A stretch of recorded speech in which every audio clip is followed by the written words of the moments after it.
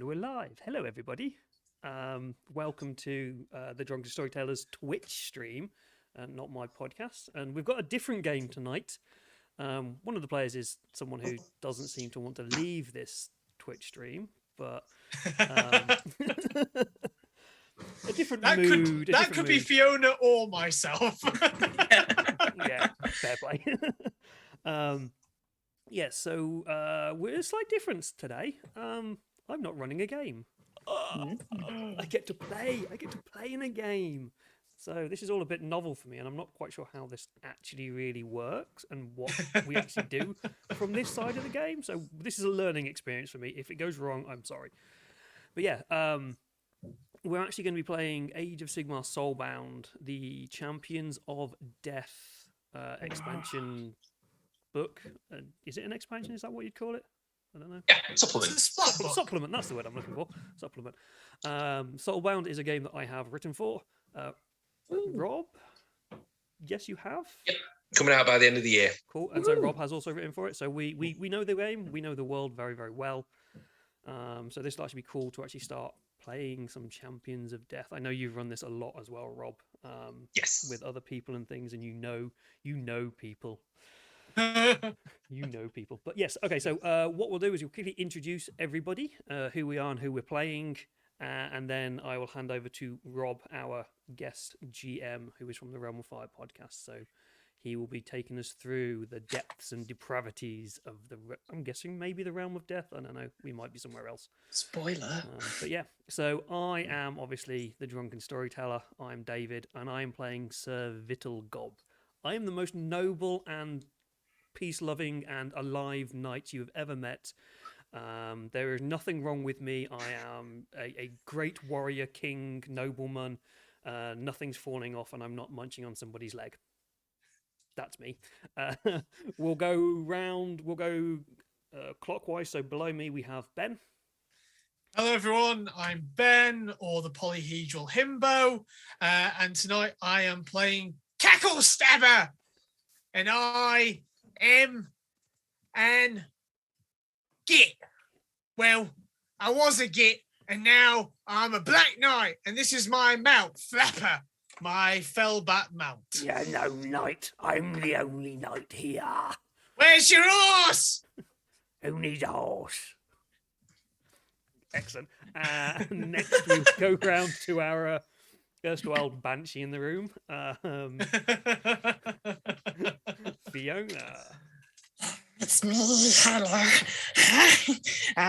Hello. My name. I've just been given a moniker known as the Silver Widow. I'm very friendly. Very friendly. I am a night haunt and a my-born banshee. These words mean nothing to me. I'm just a nice lady. I just want to have friends. And I have them. You are not a friend. You are a lady of mine. I will protect you. Oh, boundaries. Excellent. And Rob is a good friend of mine. We've known for a while. He's going to be our GM to look after this motley crew of dead people. So we'll see how that goes. So Rob, who are you and what are you doing? And take it away, basically. Hello, I'm Rob. I'm the GM. I'm God, effectively. That's You're not Nagash. for me to say. I'm the Gash or Jesus. That's not for me to say. That's for other people to say. But I will be in charge of the game. As David has said, I'm half of the Realm of Fire podcast, a Warhammer-based podcast where we talk absolutely bollocks about all the worlds of Warhammer, the fandoms, light up the chuds, everything. And yeah, Soulbound has taken my soul, to use a pun. It's one of the best games produced in the last few years. It's like D&D, but good. So It's like level 10 D&D, but without the map. It's how I describe it, for those who don't know. If Warhammer Fantasy Roleplay is you're playing the common soldiery, in Soulbound, you're playing Achilles and Odysseus and Ajax. So it's more about doing heroic things while you are already a hero.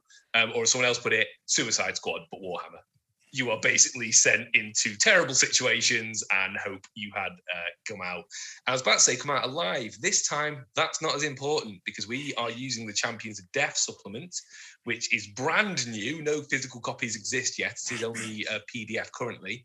But it allows players to create undead characters, which we have. We have a noble knight who's definitely not a cannibalistic crypt ghoul thing, a banshee, and a dead goblin. I'm a Morgant Crypt Haunter Courtier. Yes, so big. So to everyone else, David looks like about a 12-foot slab of meat played by Jason Momoa in makeup. To him, he looks like a noble knight, like Jason Momoa in June.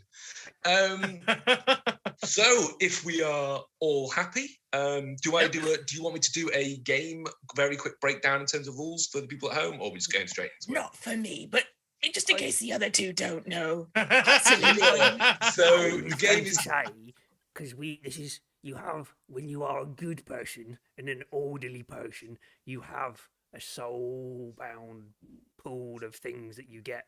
Soul fire. Yes, you still have that. We still have that. Does it have a different name? No, I've got still your souls now. You've got quite piratey. I'm quite excited by the pirate pool. The game is very simple. When you want to do something, you'll probably be doing a skill check that's relevant to it. Or if you haven't got the relevant skill, you'll just be using your basic stats of body, mind, and the other one, which I don't have to hand at the moment. Soul. Thank you very much.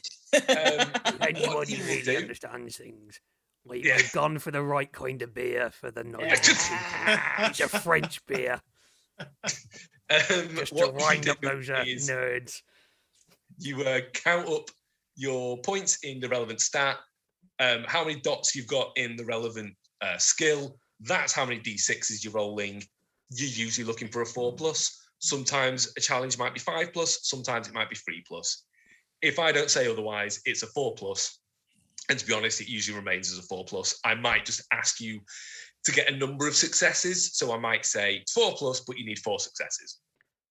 Simple as that. Dice pool mechanics, dead easy. Combat is practically the same. It's just all you do this time is compare your skill against the opponent's defense to see if you're rolling 4s, 5s, or 3s, 4s, or 5s. But when we get into combat, if we get into combat, this could very well be a scenario where no combat is involved. Again, it's like D&D, but good. But I will let you know when you roll. But I will run through mechanics. Absolutely fine. All you need to know is D6. That's it. You're counting up the amount of D6, you're rolling them. The only little wrinkle to that is you've got a thing called focus on certain skills. What that lets you do is +1. For each dot of focus you've got, you can +1 to a single dice in your dice pool. So a way to tip a 3 into a 4, for example. So that is it. That's literally it. You've got a shared resource called Soulfire, which is your 3 souls have been, you as sort of individuals have been bound together, hence the name Soulbound. In normal Age of Sigmar, that is by the God King Sigmar, and he binds people together and they go off on heroic adventures. In this case, however, you've been bound by the great Lord Nagash, who is the god of death. Millennia ago, he was granted the realm of death, and the idea was this whole realm would be the underworlds of every religion. Every creed would have their own religion and their own underworlds, their own hell, all manifested in this realm. Nagash went, fuck that, I'm in charge, and started consuming every other god of the dead. So now the realm of death is the realm of Nagash. There are still pockets. There are still long-forgotten gods who might still be surviving, and there are certainly empty sepulchres and crypts and catacombs of long, long-forgotten gods. But overall, this realm is ruled by Nagash. As it should be. As it should be. The happy Until- smiley bone lord will forever be my favourite miniature of all time. Terrible. Absolutely terrible. Ben, you've taken a mortal wound. I agree with our little, I don't know, is he a goblin? I am a 3.5 foot tall. Basically, if you imagine what a goblin fanatic looks like, so hooded, shrouded, but there's a bit of graying green flesh, and then a lot of bone underneath. So yeah, quite obviously a goblin because the size of the solid bone nose. I refuse to believe it's anything else. Yeah. But yeah. So your skeleton tries to jump out of your own body, doesn't it, occasionally? Yes. Let's get that sorted. I can't help it. It's got ideas. So yes, you've been bound together by the god Nagash. However, big news has hit the realm of death. They don't call it big news, but Nagash, the god, has been defeated. What? He invaded the realm of light rather foolishly. Oh, idiot. He invaded the realm of death. Sigmar decided to invade the realm of death, and Sigmar got beaten up. Right, got you. Yeah, that's in a way the way you could read it. But yeah, Nagash has fallen. His mortal body has been destroyed, and his dark spirit has retreated to the deepest, darkest depths of his catacomb city, Nagashizar, which is in a pit in the center of the realm that basically is just it's called the Nadir of Shaish, and it is basically a black hole in the center of the realm where everything is consumed. And Over the next, terribly worried about this, despite the fact that this has definitely never happened before. Nagash has never been defeated before and has never come back and kicked everyone's teeth in. First things first, we go find those fucking rat things. It is known that he's been defeated, but it is known he is coming back. There's not a feeling of he's not coming back. The problem is, though, his 12 Mortarks are now each vying for power, because this is the chance where they are his You mean underling. 11? One of them 11? fell off the edge of a realm. Who was that? Oh, fuck. Spoiler to anybody who's not read any of the... Well, I've just spoiled it. Broken Realms there. Ark of the Black's alive. realms. One of them He's fell still off going. the edge of the realm of light. Yeah, got no, yeeted off the he's cliff. all right. He's all right. Yeah, My so favourite. basically Arkan decided to take a tumble. his lieutenants are now vying for power, and that's an issue because while Nagash is obviously not the greatest person, his worldview is very much like Judge Death from Judge Dredd, that problems are only caused by living things. So no living things, no problems. No problem. So that's Nagash's view. His Mortarks all have different views, and that is where we start in the castle of Manfred Von Kastein, an impossibly ancient vampire who is older than the realms themselves. Older, he was from the world that was, which is the old world and was rubbish. Listen to Realm of Fire podcast to discover why the old world's rubbish. And Manfred Von Kastein. Yeah, but you also say Age of Sigmar's rubbish as well, so... No, it's got fucking brilliant. 40k is rubbish. Anyway, the Mortark of the Legion of the Night, and you have been summoned by him because he has a plan for you, a mission. Now, the castle of Manfred von Carstein is, if you can imagine one of those fantastical German Bavarian castles, the fluting towers, the conical rooftops, but mix that in with Barad-dûr from Mordor, an impossibly tall. This thing has been built over centuries by workers that never tire and cannot die. At all times, there are skeletal workers crawling up the side, chiseling away, building more towers. Whole sections are walled away with the occupants still inside. This thing changes and moves, but yes, imagine a great Barad-dûr coming out of the grey realm sand of Shaiish, and that is where you've been summoned to. You are all aware of this place. You have all encountered Manfred von Kastein before. Manfred has made an art of backstabbing. He would make a Renaissance Venetian merchant blush in the ability to put a dagger into someone's back. However, before we start, yes. just can I ask a quick question about the flesh eaters in Age of Sigmar Soulbound? Because in the tabletop game, they are not friends with Nagash or with anybody. Okay. How do they relate in this? It depends on the court, is my answer to that, because certain courts are loyal to Nagash, some are not. I will just be loyal to Nagash, thinking he's basically Sigmar. Then I'll do it that way. Basically. Yeah, absolutely, yes. The courts are split, but there's a 50-50 split, basically. Some are, some aren't. You are closer to Manfred von Kastein, though, than you are to Nagash, and this is important. The three of you... Exactly. The three of you have all been created by Manfred von Kastein in a way. Not yourself, David. I need to get your names up. Not yourself, Vittlegob. You've been bound to his service. However, the Silver Widow and Cacklestabber, you are created by the magic of Manfred von Kastein himself. So while Nagash is the top dog, the current sort of lieutenant who you serve is Manfred von Kastein. There are many others, many others.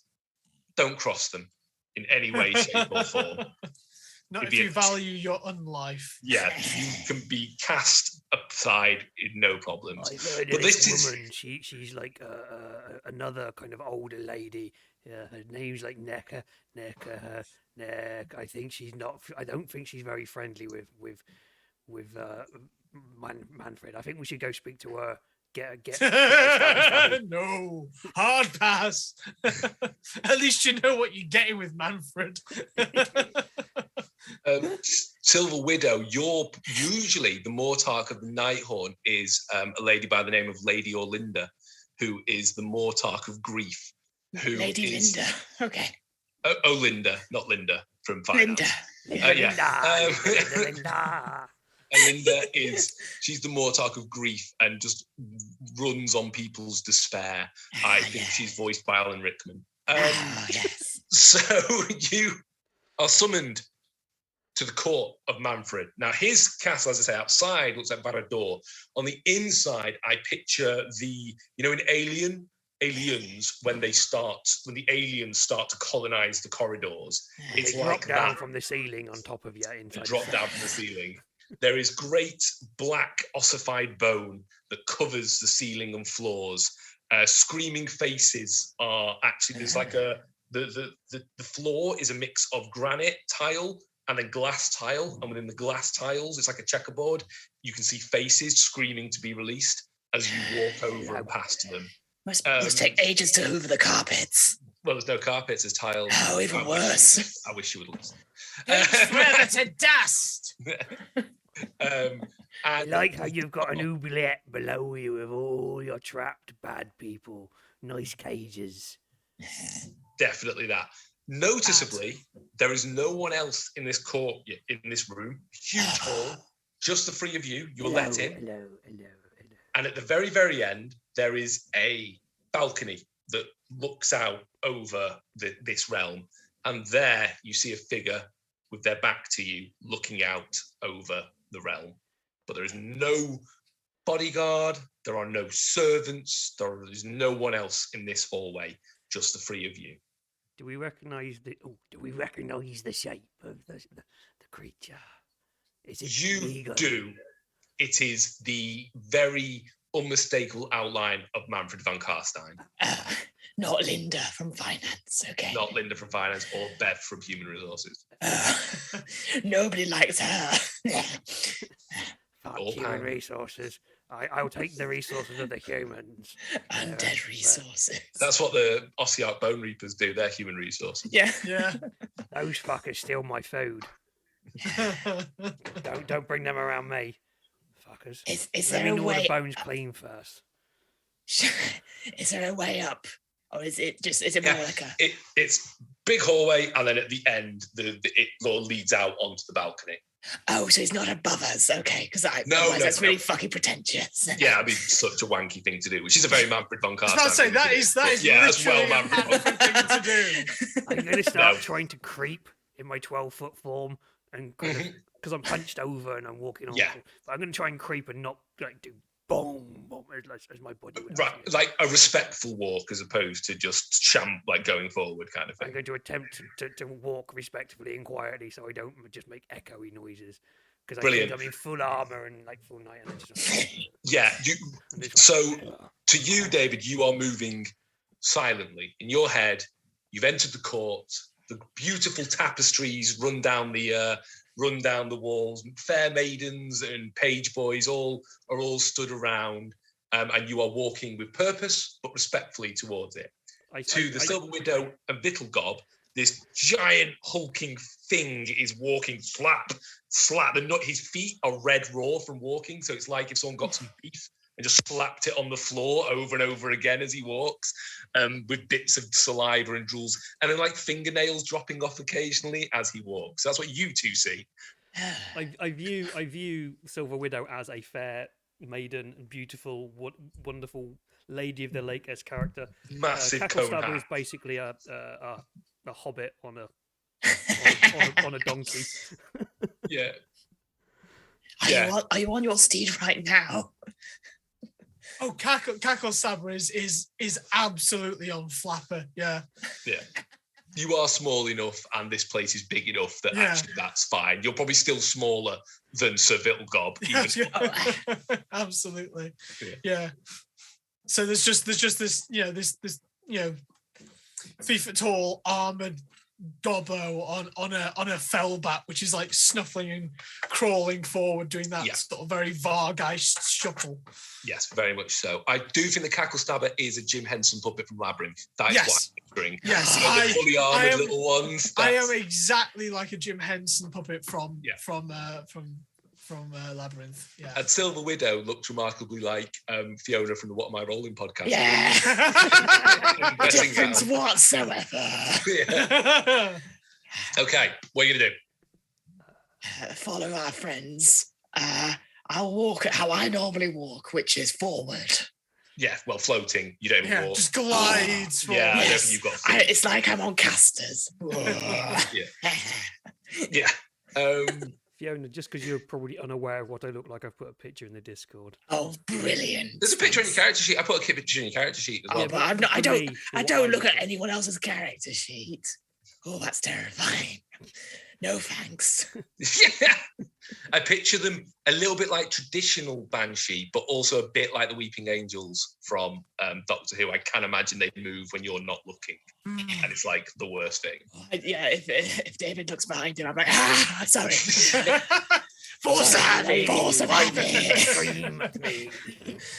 Eventually, you make your way to the end of the hall, to the balcony, where Manfred turns and looks at the three of you with an absolutely undisguised look of disgust. You call them. As you say that, a few teeth go out, onto the floor as you go down. He's carrying a rather large goblet of obviously blood and looking out over Shaiish. Now, Shaiish at the moment doesn't look like how you remember it looking. So this is a realm built by Nagash, and with the destruction of Nagash's current form, it's falling to pieces. It's kind of in flux. So the skies are purple, bright purple. While it is a realm of death, it is a realm of amethyst magic.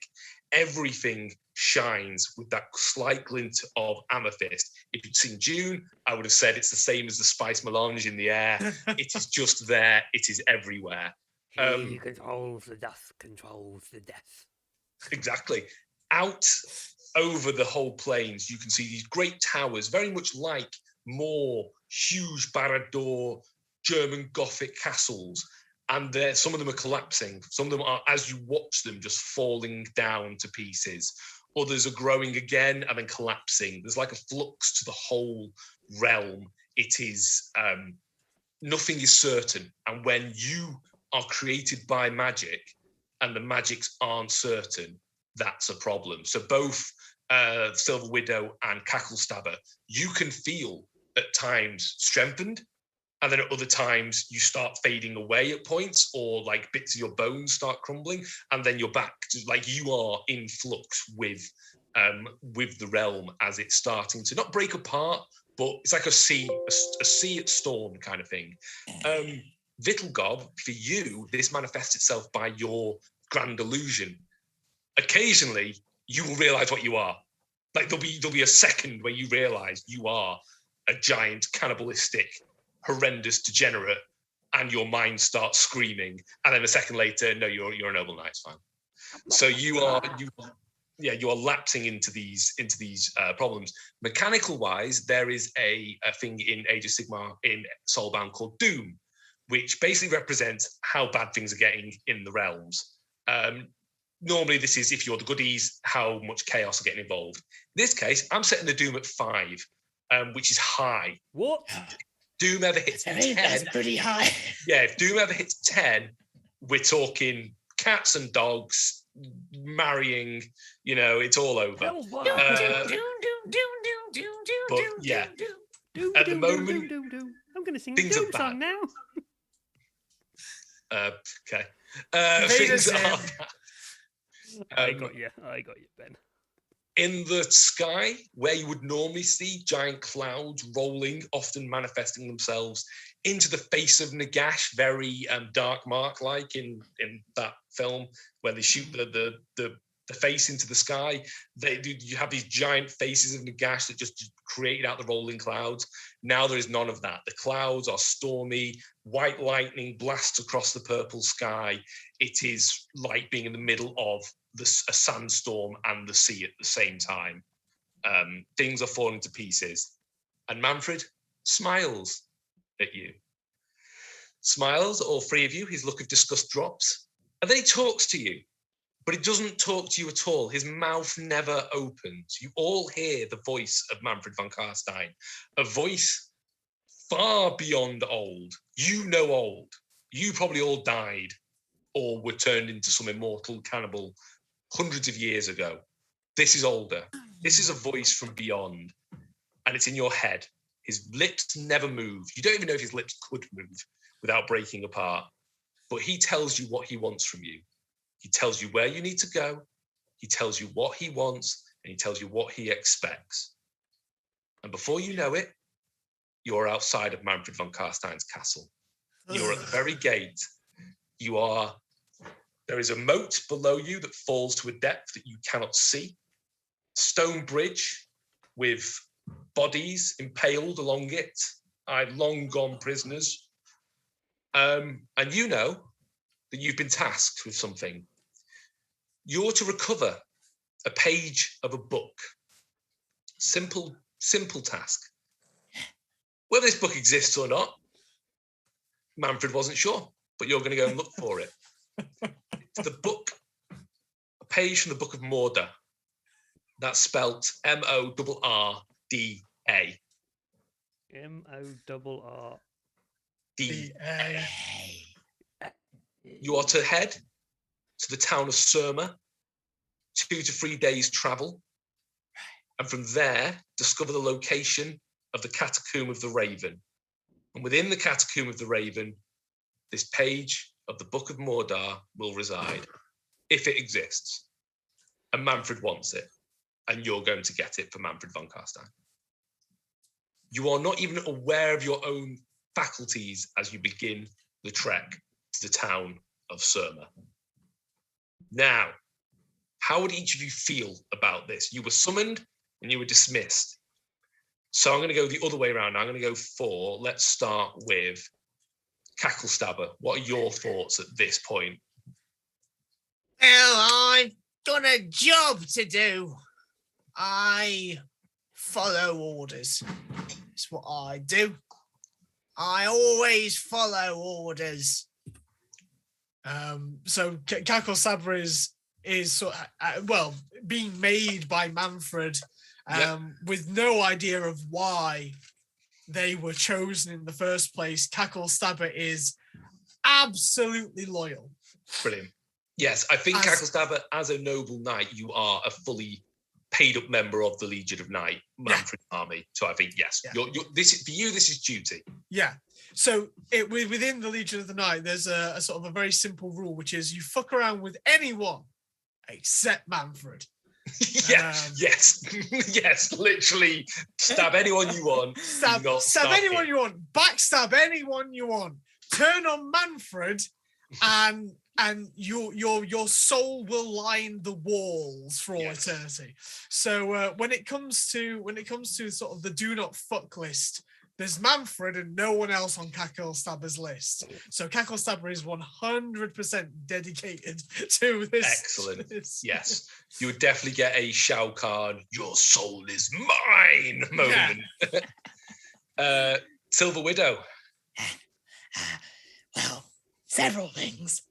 Firstly, it's nice the decorations are out early this year, referring to the people on pikes. Second of all, that time of year, isn't it? It is that time of year. Second of all, I didn't know he was really into reading. I've been inviting him to the book club for fucking centuries. And he's never turned up. But, you know, you have to start somewhere. So if as long as it's not the last page, because that's got spoilers on it. So I guess I'll help him read. I didn't realize he was bad at reading his letters. So I guess I'll help in whatever way I can. Yeah. Okay. Just a bit of background to the Age of Sigmar world here, Silver Widow. The Mortarks of Nagash all actually have their own book club, which is why they've not responded to you. What? You don't know this. You don't know this. No, I'm just being friendly. No wonder no one's coming. They all read from a very, very important series of books. Yeah, Twilight.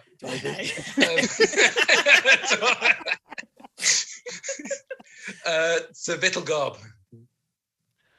My lord, the king has put this quest upon me, therefore I shall complete this quest. Whether I survive or not, the book shall be mine. Fantastic. So travel across the realm of death isn't particularly pleasant. It is like walking through a sandstorm at all times, but you will be pleased to know, being dead already or able to eat practically anything that you come across, there's no rules for starvation. Or not eating. or travel times. You can walk through the days, through the nights. There isn't much difference at the moment. The light of the realms are governed by the realm of light and dark as they orbit this realm. Currently, they are both at a point where they're almost flat each. So it is just a constant twilight or dusk, depending. I imagine, given the size of Flapper, that Flapper has Vittlegob in their talons. Yes, sort of like this on may the be a shoulders. bad idea, because Vittlegob is constantly hungry, and Vittlegob sees Flapper as a pig at the moment. And wouldn't recommend it since we're flying through the air. Your madness can explain a lot of things. Wait up, fucking hell! I don't think Flapper can carry Vittlegob. Oh, he's Vittlegob is big. I'm big. I don't think I'm big, but I'm big. In which case, then Flapper and Cacklestabber are sort of floating. 20 feet above them, just like occasionally circling back. Yeah, every now and then, as you circle back, Vittle goes like, "Ooh, that looks tasty." I've not had chicken for a while. Yeah, the Silver Widow, the way she floats, but it always looks like she's coming towards you. It's like that intensity for 3 or 4 days. Absolutely. You barely see a soul. To the role. Yeah. You see so little out here. The realms of death are sparse at the best of times.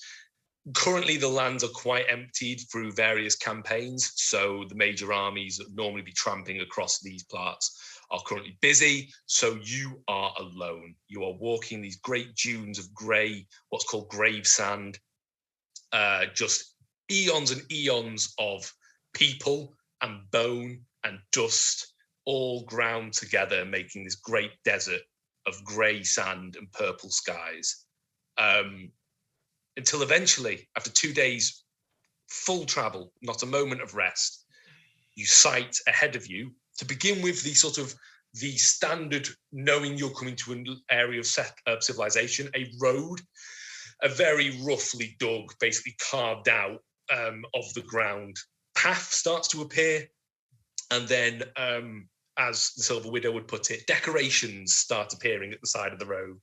Gibbets, crucifixes, Lunch. Yeah, what? Lunch. Lunch. Well, lunch if you're fine for this is more like peanuts because it's dry snacks. There's bones, there's no flesh. Salty. Yeah. But yeah, you can chew, see what marrow there is. But yes, you start seeing hangman's gallows and gibbets and the smaller sort of accoutrement for an area of civilization in the realm of death, along with statues, many statues. This is a speciality of Shaish. Most in the imagery of Nagash as the skeletal lord. My Lord Sigmar. Some in the imagery of Nagash while alive, although some consider that blasphemous. Others of long forgotten gods, long consumed in the stomach of Nagash. The ones of Nagash, while made of solid stone, or maybe bone in some cases, carved out of ossified material, are, if you look really closely, when you get really close to them, you see that they're almost running like liquid from the eyes. They're dissolving at a minute amount, but the stone is melting and dissolving down its face. The hold of Nagash falling is affecting the realm in a physical manner. The other thing you notice as you approach this area of civilization, eventually you see the town on a hill, very what we would look at as an Iron Age sort of low rounded huts with a wood with a log sort of palisade all around the side. You hear bells.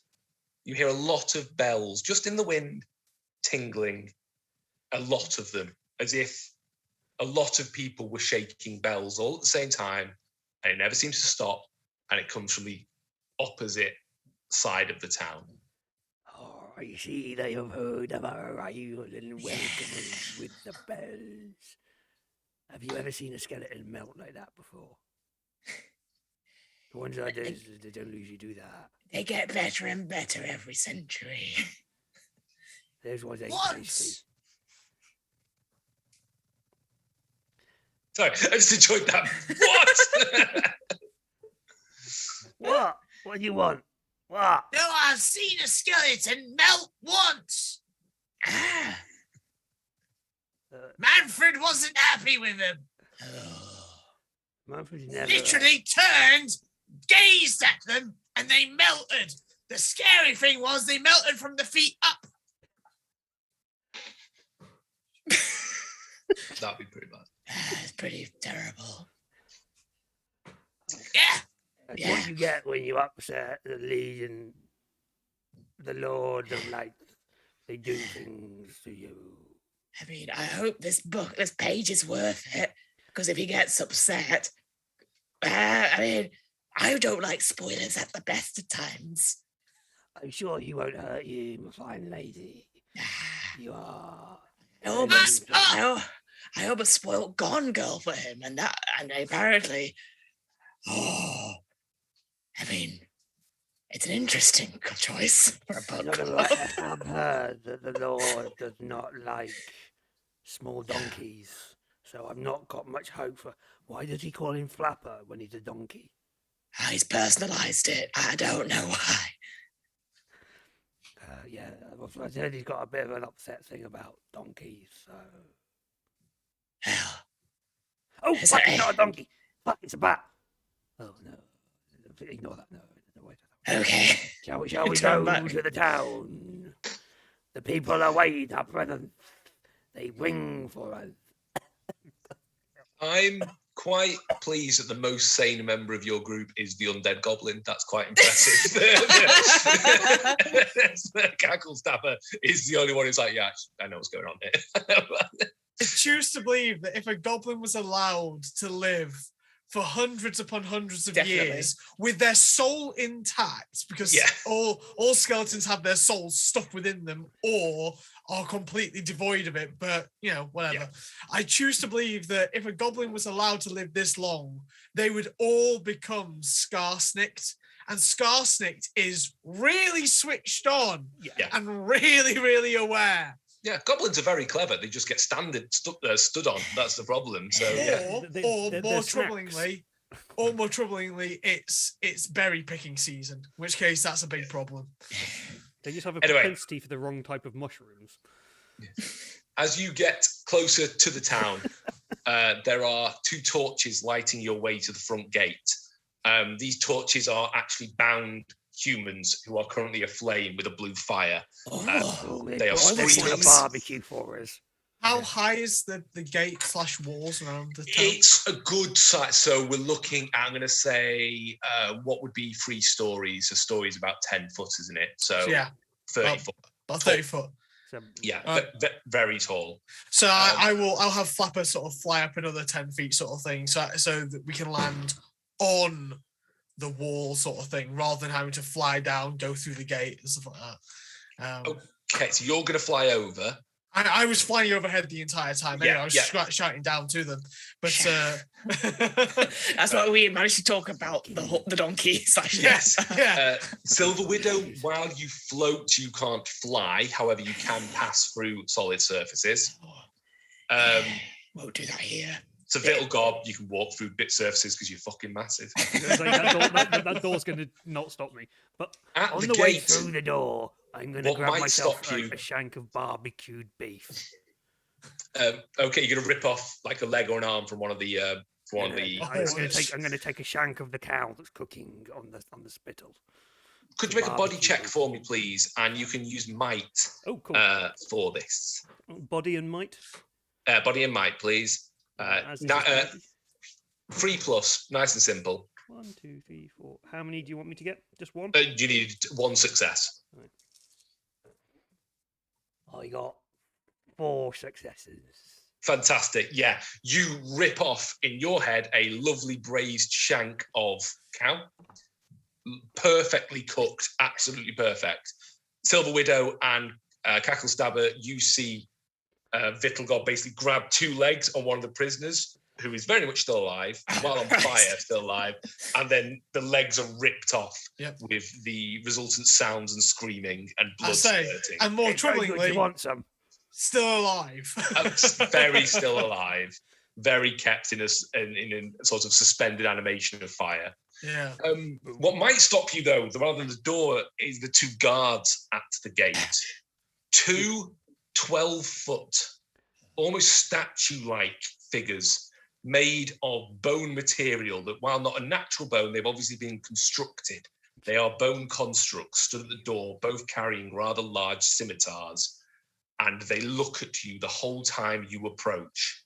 One of them, Cackle Stabber, as you see them, are you going to fly above, or are you going to come down to talk to them? I'm going to give you this choice here. I am very aware of stuff like that. That said, I have a lovely bat flying 30 feet in the air. Mm-hmm. Fuck them, let's all deal with them. I'll just... Cool. As you're flying over, one of them looks up, screams, and then a pair of wings emerges from their back, and they bat their way up to use to look at you face to face. They're not aggressive, but he is barring your way. What are you doing? Get out of the sky! You hear again a voice, not from this thing, but you just hear land. Could you make a soul plus determination check, please? I certainly can. Oh fuck is all. I ain't punching these things. I'm gonna leave this all up to you. I know what they are. This is an opposed check to them, so I'm going to roll their dice with my official Cubicle 7 Age of Sigmar dice with the Realm of Fire symbol. Fancy. Smarty pants. Yeah. Milady, I would offer you some, but obviously you can't eat them. No. You go deal with them fuckers. I subsist on terror. I float away. I fucking get terrified of 2 these big successes. Yeah, no, unfortunately, you were going against 4. I couldn't have got 4. You are aware of what this is. This is a Morghast. Oh, they shoot from very far away. The Morghast really don't want you up there. They've even put fucking fireworks behind you. Yeah. Firing they to get you down. are to be they are to be listened to, they are to be obeyed, and you know that if you tangle with this thing, you will not last. Fine! Just sort of yank on the reins. Yeah. As you come down to the widow and Sir Vittlegob, the one that remained on the floor turns to the 3 of you and just says quite calmly, quite quietly, "Whom do you serve?" And its head cocks towards you, Silver Widow. Oh, fuck. You're expecting me, the player, to make notes? Manfred Von Kastein. Thank you. We come with orders for... Lord Celestin. Yes. Don't Our listen to Lord. me when I talk about these things. No, shush. I'm trying. Manfred sent us. We're on a quest to get a book for the book club. It comes closer to you, Oh. which is very unusual as things usually walk away from you. Oh. And it's sort of, for a second, its eyes flare amethyst. Then it moves back, Oh. turns its head to Cackle Stabber. "Whom do you serve?" Oh. Fuck, I'm so dead.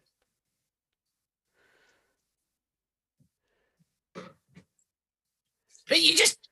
I serve Manfred! Lord of the Night House! It leans back a bit quicker than it did with the Silver Widow, and then turns to Sir Vittlegob. "And whom do you serve?" I serve the Lord King, who sent us on this quest. He is my liege lord, and my souls belong to him. I would die for him nobly upon my great sword. And I thrust the piece of meat in front of him. Do you Instead- question my honor? I work with these 2 noble people. I am a Lord Knight, and I will defend the honor of my king. I'm going to get punched in the face and die in a second. The Morghast steps back, and both of them together say, "The way is open." And the doors, the gate, you hear a clanking, almost like a mechanism from behind, and the gates swing open, leading into the town. Fuck me, The that noise worked. of bells sort of swells out as the gate opens. Okay.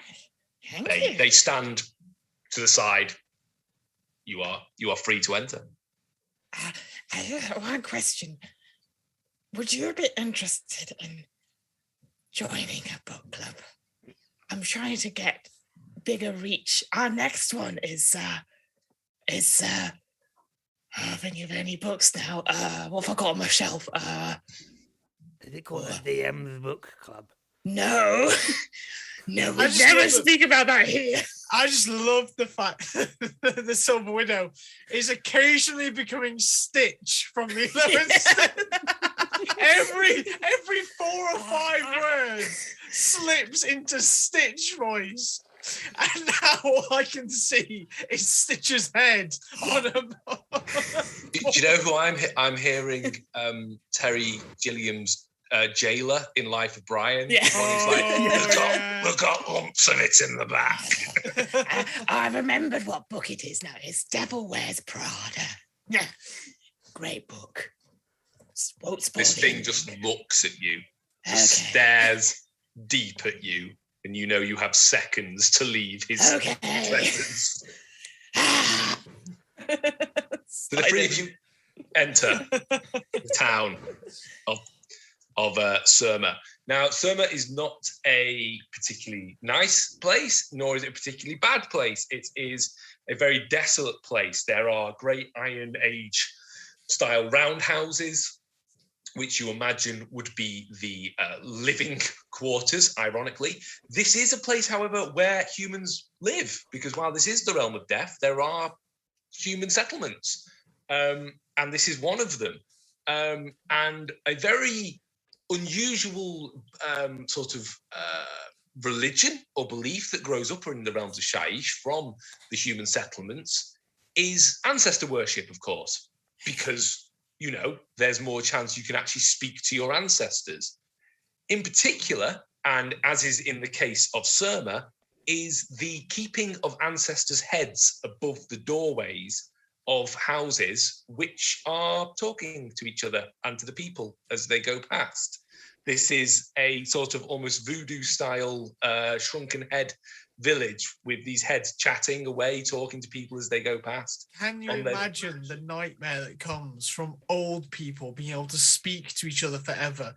Old people hold on to grudges for the rest of their lives. Yeah. Can you imagine if all they can do is scream obscenities at one another? You would never get a moment's peace. You missed my last you want to birthday. ever actually know what this is like, move to a small village in Italy, and it's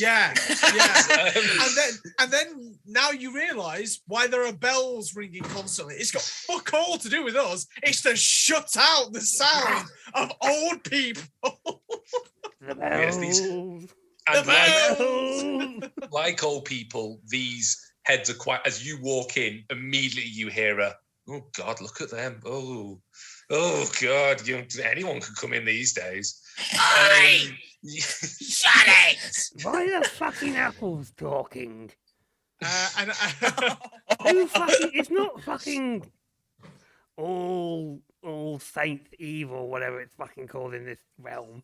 There's no fucking candy apple. There are around. humans who appear to be working, but for the life of you, you cannot work out. For the life of you, you cannot work out what they are doing. They appear to be stacking bones in one corner of the village and then picking them up and walking over and stacking them in another place in the village. And then almost a few minutes later, picking them up and moving them elsewhere.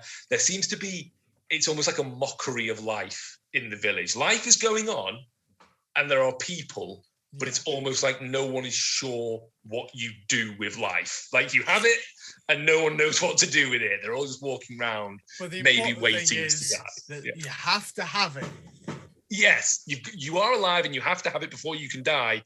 What you do with it, yeah, no one knows. There is a large roundhouse in the centre, which people seem to be going in and out of, and looks like the closest thing to a communal hall, pub, town hall, governor, mayor mansion kind of thing. But noticeably, you cannot smell food cooking. You cannot. Can any of us actually smell? I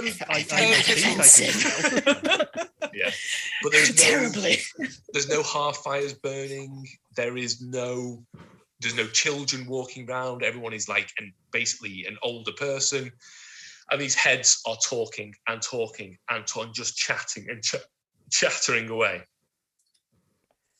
What do you want to do? Cackle Stabber, have you heard of a game called baseball? I think. Wait. I'm getting something. I've heard a shroom ball. Is it like that? I pick up something and I throw it towards you and you hit it with a stick. So if I pick up one of these talking apples, do you reckon we can have a bit of a game? Because no one seems to be paying any attention to us. I can put in a GM caveat here. Messing with people's ancestor worship is a very quick way to piss off the two things outside. I slide in between them. Folks, it's not worth it. They're not worth it. Come, we have a mission. And is there? You said that there are people around and stuff. Is there a particular, let's say, slightly frailer person that I could go interrogate / ask questions? Sorry. Yeah, absolutely. You sweep up to what looks like an elderly man who appears to be whittling a bone, and he looks at you with very blind eyes. Oh, bugger! Yes. There goes my short-term goal. Hello. I don't suppose you know where the Catacombs of the Raven is. What? I'll go closer. Hello. Do you know? You make a melee attack. So I'm going to tell you how you do combat here. What? Am I hitting him? Because this is the problem with being a banshee and getting close to someone's face.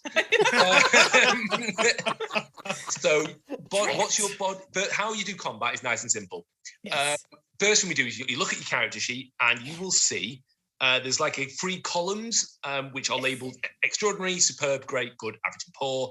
There's a hammer. That is your melee ability. What is your melee ability, please? Oh, it's average. Okay, this guy's defense is, unsurprisingly, being a blind old man, quite poor. Oh, shit. So because you are 1 step above, you're hitting on 3s. Nice and simple. If you were good, you'd be hitting on 2s. The best you can ever get is 2s. The worst you can ever get is 6s. So his defense is poor, your attack is average. To work out how many dice you are going to roll, I've actually calculated it for you on your character sheet. It will say pool next to your chill dagger. I'm just using your chill dagger as your basic. What? Oh, where did this appear? Oh, no. Okay. Actually, Piercing sound going through the ear. Well, it's just that is your basic attack anyway. It would be your body plus your weapon skill. So. Okay, no worries. All right, I'm going to roll in pitch black and then find out with the light of the iPad. Brilliant. Okay. Oh, there's 1 on the floor, but there's definitely a 5 and a 4. So I think. But you need to roll them all because the amount of successes is important. Yeah. It's the damage. I believe it's 2. So 2 successes. Okay, you've got a focus, so you can +1 to the dice roll that missed. Would that be a 3+? No, it's a 1. So okay, sure. So 2 successes. What damage does it say your chill dagger does, please? Oh, it says +S, whatever. So that is the amount of successes. Oh, So sometimes it might 2. say 1 + S or 2 + S. Yours is literally the amount of successes is the amount of damage you do. Nice and simple. You've done 2 points of damage. That's enough to finish him off. You basically. Widow, you are not meant to be killing these people. This is meant to be a delivery. We're meant to be collecting and delivering things. Can you stop talking to them, please? I've just got this image of the 2 of us like having arguments with these decapitated heads above doors. And we turn around and the widow's like, I didn't mean to do it! I didn't mean to do it! I didn't mean to do it! And this old man is like, folks, it happened again. Yeah. The other thing as well, I think with the Silver Widow, is occasionally you're saying, do you want to join my book club? What you're saying is,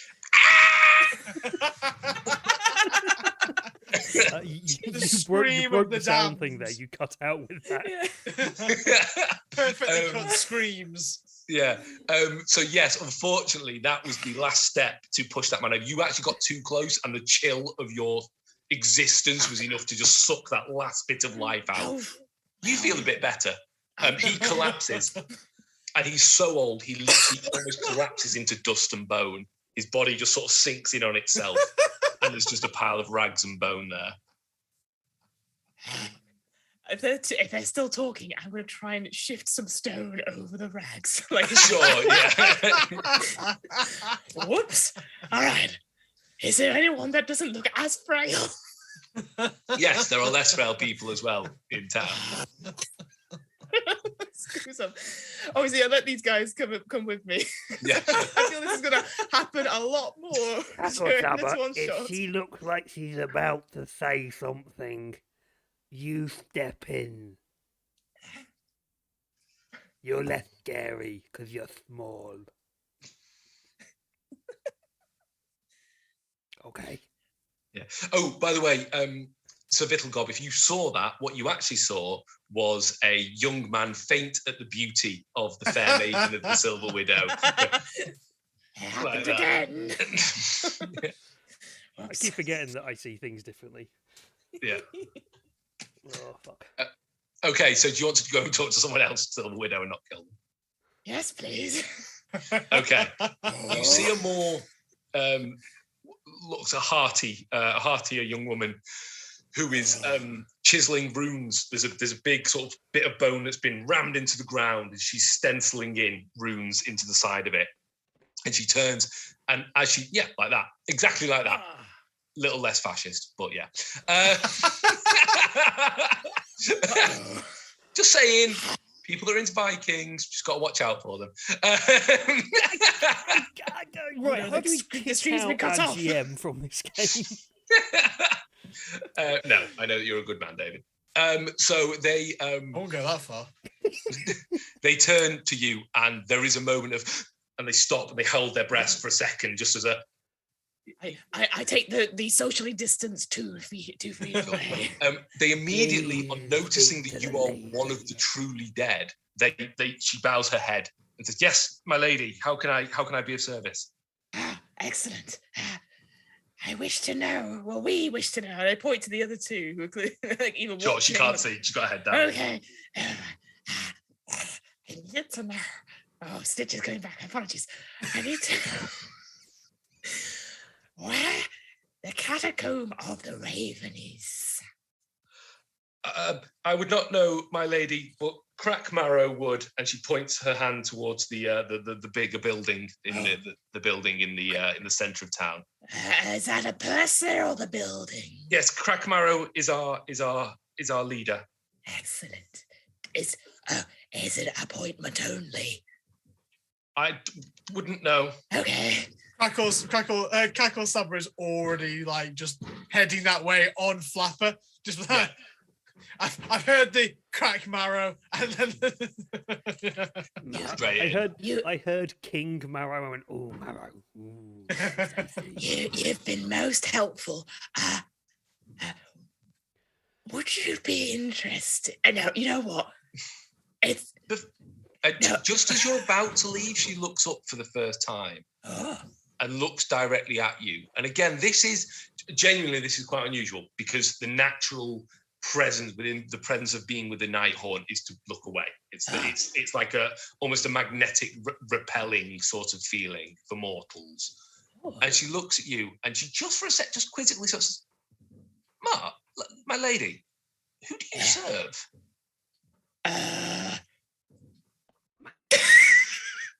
Manfred Von Kastein. Manfred.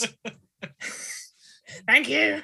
She looks a bit unsure, and then turns back to chiseling on the bone. I'm getting a weird feeling that they might not like Manfred here, and they might serve another Mortarch, which could. I'm not sure if it's not something to do with the idea that maybe, just maybe, there's a Silver Widow might belong to another Mortarch and has been nicked. Well, because all the Mortarchs are fighting each other, and we've just met 2 bone constructs. I'm wondering if Krakatos is maybe around somewhere. We're going to end up fighting an army of bones. No, you're going to end up fighting an army of bones. I'm going to end up flying home. I'm just going to fucking run away. Fuck that shit. Yeah, I choose to live. Seeing the lady go away, I'm like, okay. A good day. Head off. Just to establish something here, Rob. The hierarchy of this world. Yes. The living really are the bottom here, aren't they? Like even technically below zombies, because even to be a zombie, you must have died and been risen or created by the realm of Shyish. Yeah. Okay. So servants are zombies. Yeah, exactly. So like hearing this pauper sort of question the Silver Widow, Cackle Stabber is gonna stop. Yeah. And Flapper stops. Yeah. And it's just this big. Like you got to imagine that like a fell bat is like 5.5 foot tall at head height. So it's like, just this drooling maw of like bat head, which sort of like stops still facing forward. Then like as Cackle Stabber turns, instinctively turns with it. Yeah.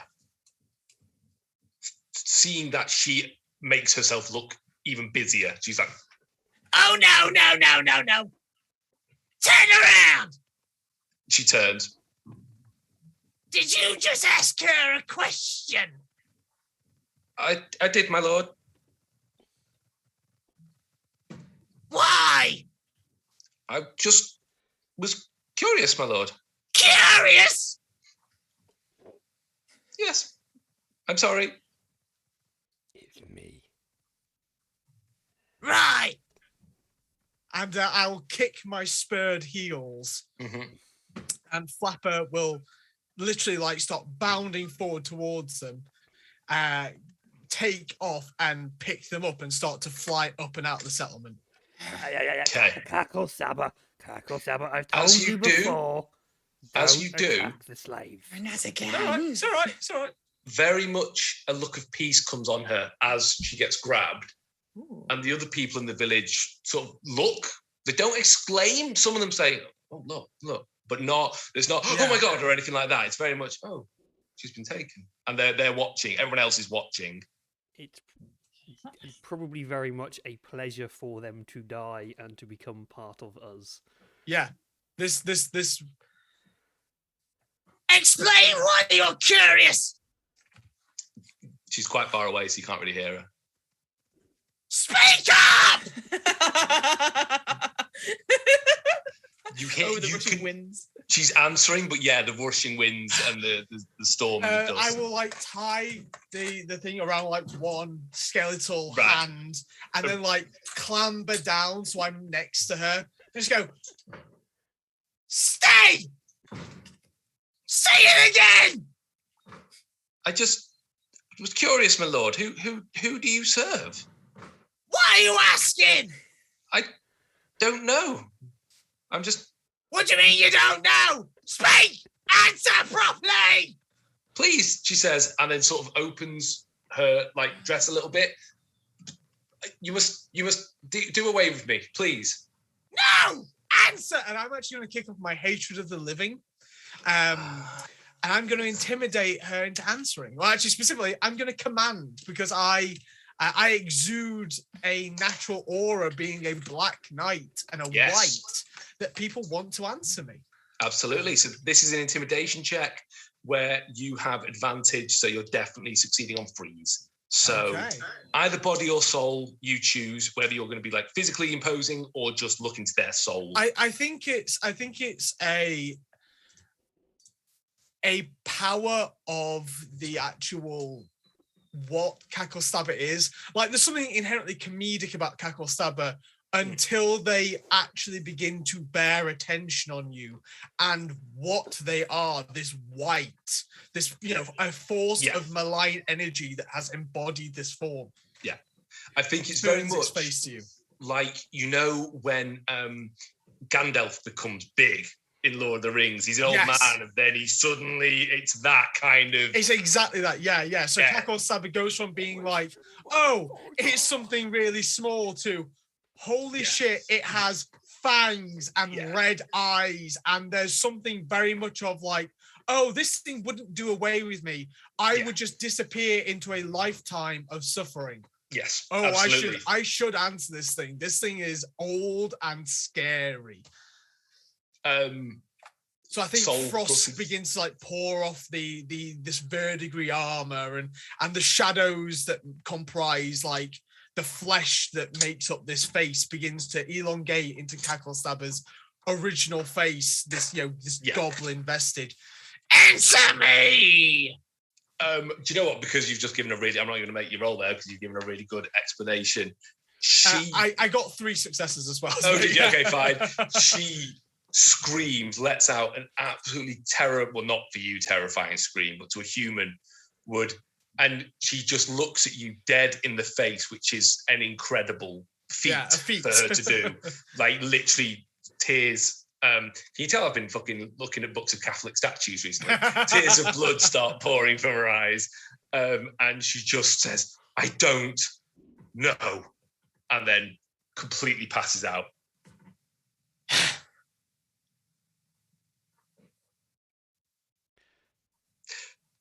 Silver Widow. He's coming down anytime soon. And Sir Vittlegob, you feel Vittlegob, a hand on you. Someone's touched you. And when you turn, you see an incredibly wise-looking sage man, full robes, big curly beard, smoking a pipe with smoke coming out of it, small little glasses, probably got an owl on his shoulder. So me next weekend, after my birthday. Okay, sure, yeah, okay. Is that how it works? There's, no as soon king as you hit shaming on the 40, you stream. become old and wizened. That's how I'm playing it anyway. Oh, right, sure, right, yeah. Silver Widow, you see an incredibly decrepit-looking, emaciated figure wearing barely the vestiges of rags, leaning on a staff, with their hand on Sir Vittlegob, and then just with a horrible, raspy voice to you, Sir Vittlegob, a wonderful Richard Harris-like Dumbledore voice of sugared times. hermits and stuff. Tell me, Harry. Yes, Avada Kedavra. Now you've said this, Rob, you have to do the voices because we've all been doing the voices. Sure, I'll do it. I'll do it as Voldemort then. Yeah. Harry Potter. Donate to your local trans charity. Yes, donate to your local trans charity. Do not support that psycho woman. Yeah, he puts his hand on Sir Vittlegob and says, "Do you think your friend will bring back my subject anytime soon?" Wise old man, I see you have seen our regular problem. Sometimes they come quick, and sometimes he takes his time. Sometimes they don't come back at all. It depends upon whether they listen to what our little friend says. He pats you, not understanding a word you're saying, on the shoulder, says, "If you could bring him down and join me for refreshments," and staggers into the larger building. I'll definitely join you for some refreshments. This barbecue is a little bit stale now. Hang on a second. I turn around and I just scream loudly at Cackle Stabber, but probably not loud enough for him to hear. No, you're quite loud. Then I just turn around to Silver Widow and go, Can you Yes, then actually, I that's cover my true. She ears. was- Yeah. The one moment of lucidity is when this happens and I just cover my ears. I will say, every time you then turn to her, if she's not been spoken to her, I'd have it from a wonderful DM that I hum a familiar tune when my mind wanders. So it's only when you approach me. So every time you approach me, you just hear me go, da da da da da da da da da da da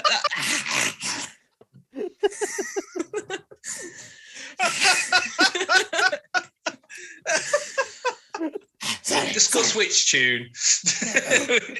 I believe that was a player's choice. Okay. Cackle Stabber! Cackle Stabber! So I picture your shriek as like when it happens, there's like a beat of silence before it, where everything depths like. It's almost like if it was an anime, it'd be like great white light shooting out your mouth kind of thing. And Cackle Stabber, you hear the Silver Widow loudly and clearly. Put her down, we've got a lead! Get back here!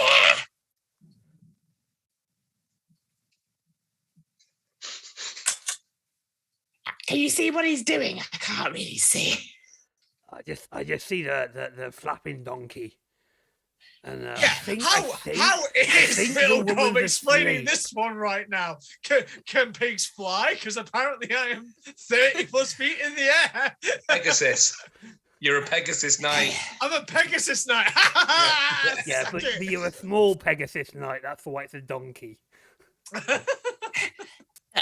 We've called to him, them, and they will follow us. Let's go We'll in. just go in and maybe, maybe Up in the air, Cacklestabber's response is, do you want me to come down? Or should I let gravity do the work? Come to us. I'll come to you. Come hither. Yeah, coo, coo. Like the dove from above movement. I unfortunately now picture Cacklestabber as Eddie from Bottom. Just or Vivian from the Young Ones. Should I come down? Yeah. You come to us. I'll come to you. What I'm going to say is, Theo. after shouting and yelling at each other, you are to enter Crackmarrow's court.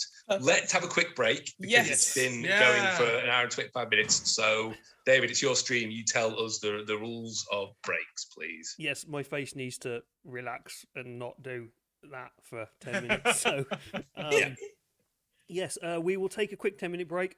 There'll be a video playing in the background while we go off and do refreshments and things.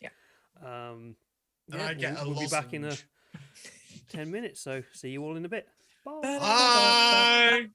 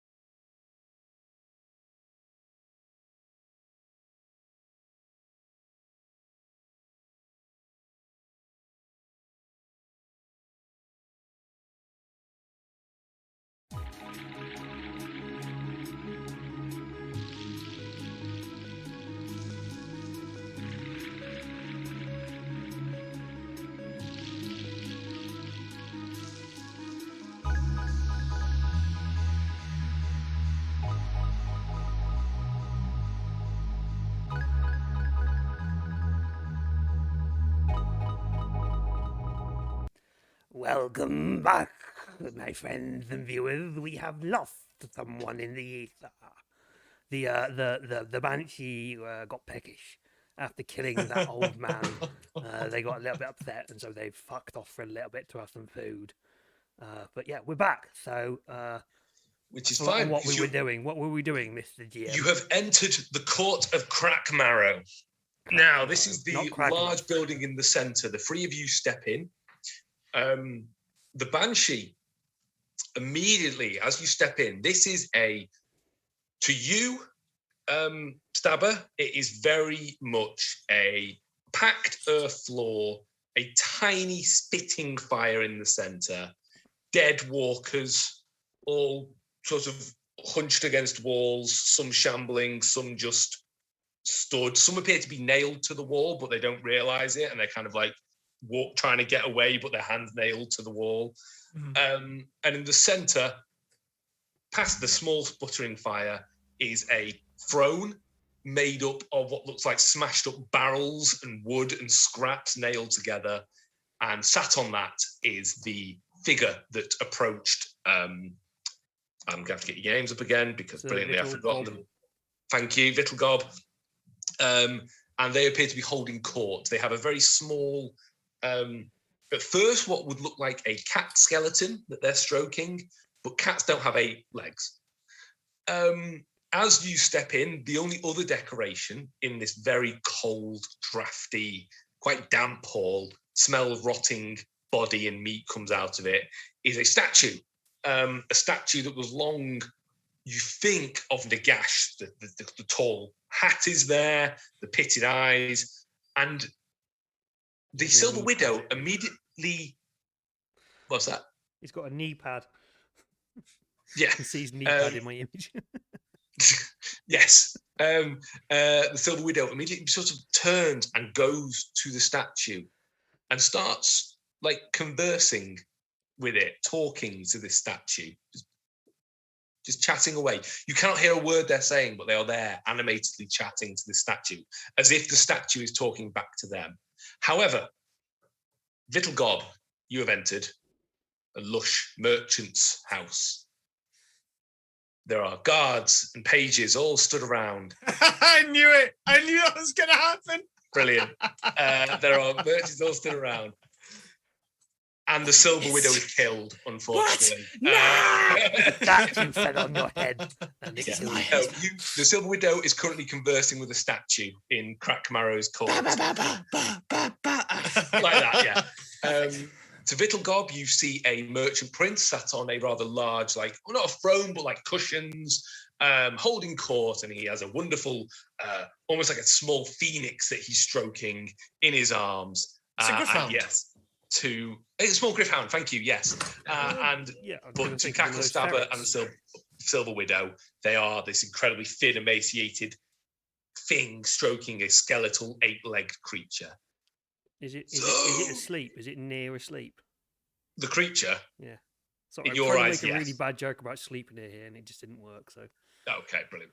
Rob, can I just before we go into the scene, because something's been picking away at my mind a little bit, and I think it would also suit Cacklestabber to sort of have this picking away at their mind. We keep getting asked who we serve. You do. And within theory, we're all answering absolutely correctly. Like maybe, you could say that I'm the only one who technically serves Manfred, and the other two serve Mortarks and have been gifted to Manfred, yada, yada, yada. But given what we know has happened recently and stuff like that, within Cacklestabber's mind, yes, should we be answering Nagash? I don't know, Ben. Should you be answering Nagash? Well, I'm trying to work out if it's actually like we as servants serve our liege who serves Nagash, and thus our answer is we serve our master who serves Nagash. Or I'm trying to work out if Nagash is the sort of person who goes, no, you all serve me, and who do you serve? And the answer being, we serve you, Lord Nagash. And I'm trying to work out, as something that is very fucking old and has been at this game a long time, whether or not that's actually the correct answer, or whether or not you this give is that an answer, and I'll just continue saying the Lord, God, Sigmar. You can serve whoever the fuck you want. But We don't have been serve hired by the sun! I'm just as a point for Silver Widow and Cacklestabber, you are used to me talking about. Yeah. Oh yeah. Oh, Yeah. yeah, opposite, yeah, so yeah. you, Oh, yeah. You just We you just know ignore what you I at this mean. point. I'm Yeah. also used to saying that exact response to you, and you interpreting it as me saying something else entirely as well. So it's Yes, we probably- understand who we serve. Shut up. Rather than saying Sigmar, what you probably say is you serve the God King, The Yeah. God King, yeah. because that's a way that you can get away I around genuinely believe that if the flesh courts were going around saying that they serve Sigmar, Nagash would not have you alive anymore, because it is petulant like To be fair, that. half the courts don't serve Nagash anyway. They live in their own little realms of kingdoms by themselves. They are effectively dead Bretonians. Yeah, but that's only because Nagash hasn't turned Oh, sorry, its shit, did I say attention to you Bretonians? lately. Sorry. it. They Best don't of the exist blister anymore. skin, who are the vampires that worship the sun. That's Yeah. brilliant. Yeah. Right, okay. Right. Anyway, that's fine. I'll Yeah. continue to churn that over in character Keep in my that brain. I just rumination wanted in to- your Gob, head. Yeah. that was the guy who touched me and asked me to bring you down. So I think we should talk to him. What you want? I am here to help you, small child. What you call me? He sort of goes forward a little bit, and there is the sound of like snapping bones as he moves forward. I'm sorry, I thought you were a child. I put a hand on Hacklestabber's shoulder. It's all right, my son. He's just a little bit senile in his age. Do not bother with him yet. We can deal with that if we need to. Who do you serve? I serve death. Now, how can I help you? You asked us to come here, so we have come to you. Why did you want to speak to us? I wanted you to put my subject down. That was gonna happen one way or another. What you mean is, you wanted me to put them down alive. Why did you want them alive? They One haven't second, burnt. sir. 1 second, sir. Phil, milady, can you stop chatting up that knight and come join the conversation? He's a very attractive knight, I know, but we have more important matters to attend to. I turned around. See you later. To nobody in particular. To the statue. Yeah. Hello. Yes, we are here. We are looking for the Catacombs of the Raven. Why did you have to Yes. tell him that straight away? Like the others. Others? He pulls himself up by his cane. I can show you the way to the catacombs. All right then, let's go. Hang on. Others? Question mark. The Other? Question mark. groups. Oh, hang on. Group. The other mean more Mortarks will people. have sent people too. Oh. Are they still there or have they come out? I don't know, my fair lady. They're all dead. Fuck. Follow me, he says, and starts walking incredibly slowly. I also walk incredibly slowly. Like, Yeah, walk this he's way. Are we He's going like out of his thing and like? He walks past you and then around the roundhouse, and it's a gallery speed, I call it, where you're walking, but you're having to slow yourself, so it kind of hurts the hips a little bit. Old friend, do you need help with your movements? He looks at you, and there's like a beat, and you see for the first time in centuries the look of understanding, a look of sympathy and a look of understanding in his eyes.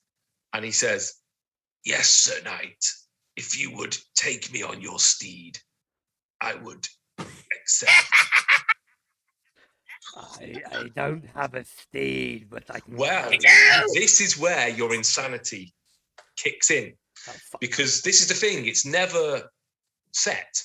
So at his words, you realise, well, there's a reason that you're 12 foot tall. You're sat on a horse. You're on a horse. That's why you're 12 foot Oh, tall. You're on a fuck. horse. Yes, Um, sir. Come join me on my noble steed. You His can take name him is under Barry. your arm. Yeah, there's a reason you're so big. You're on a horse. That makes sense, right? That's why you make so much noise. Yeah. I Barry, love he's a this. very, very noble steed. He's taken me through thick and thin, and he has never failed me. Come join me. And I pick him up. In my mind, I pick him up and stick him in front of me on the table. But I literally just kind of, he's now doing, I'm doing a piggyback with him. Oh, Yeah, he's on the back. Yeah. Literally Yeah, he's piggybacking literally with holding on to some bone spurs that are Yeah. jutting out of your back. Cackle Sir, Stabber would you pulls like out. some meat to bide you through the journey?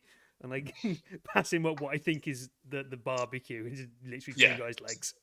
Yeah. Cackle Stabber pulls out two like hollowed skulls and just starts. I will let Brave that Sir one Robin go. will carry you No, far. no, this is your stream, but I'm going to let that one reference go, and that's it. Brave Sir Robin ran away. Fiona! No, Who's Fiona? Monty Python is bad. Right, 1 second. The special storyteller who is guiding us may disappear.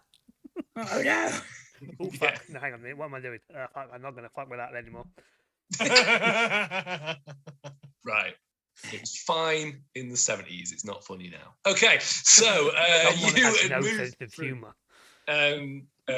Crackmarrow sort of guides you almost like a passenger on a horse. He will pat you on the shoulder and point in the direction. And where he takes you is round the back. He takes you round past the outhouse to what would have been, you sort of approach from the east, so you entered the western gate, and now you're going out the eastern gate. Yeah, makes sense. You approach from the west, it's the western gate, it doesn't matter. The other side. We leave by a gate. Yeah. We You leave by a came in gate. through a gate, and we shall leave by a gate. And On as a you big go, the statues. sound of bells gets louder. And then when this rear gate opens, you see ahead of you a field of graves stretching far out to a far off hill. So it's the town and then just graves all the way out. Sort of, there's like a mist over the top of them, which would explain why you didn't see them, Cacklestabber. There's like almost like an artificial ceiling above these graves. Yeah. Every single grave, it's got a bell. Oh my attached god! to It has the Victorian "I'm alive" bell. Every single bell is ringing. Oh, that's Give me awful.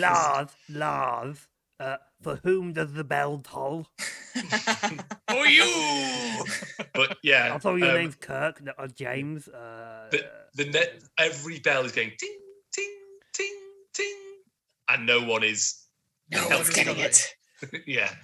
You go through the graveyard, cross it to the blood wastes. There you'll see the Catacomb of the Raven. So you're not going to come with us? Yeah. I thought you were going to come with us. No, my place is in Surma. I rule this land. Now get the fuck off my horse then.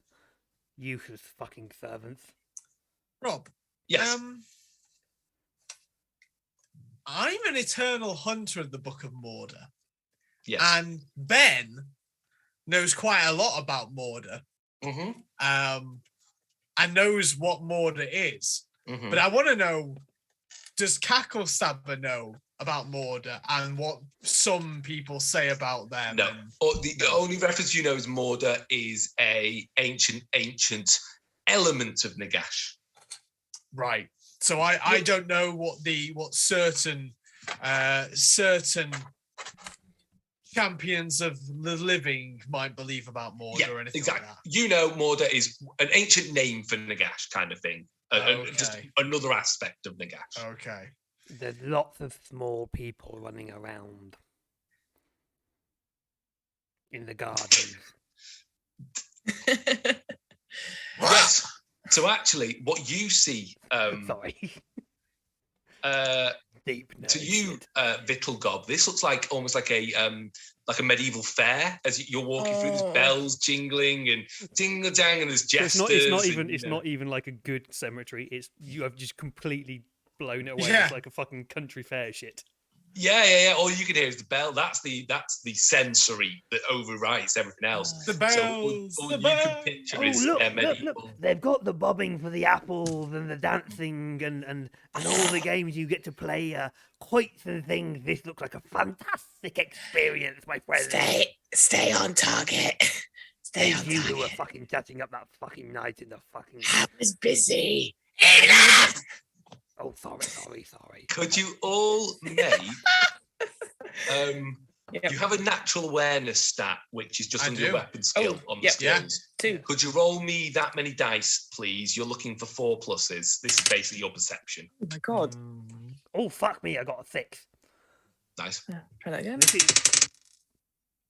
This is like the first I'm now stuck in the voice of the thing.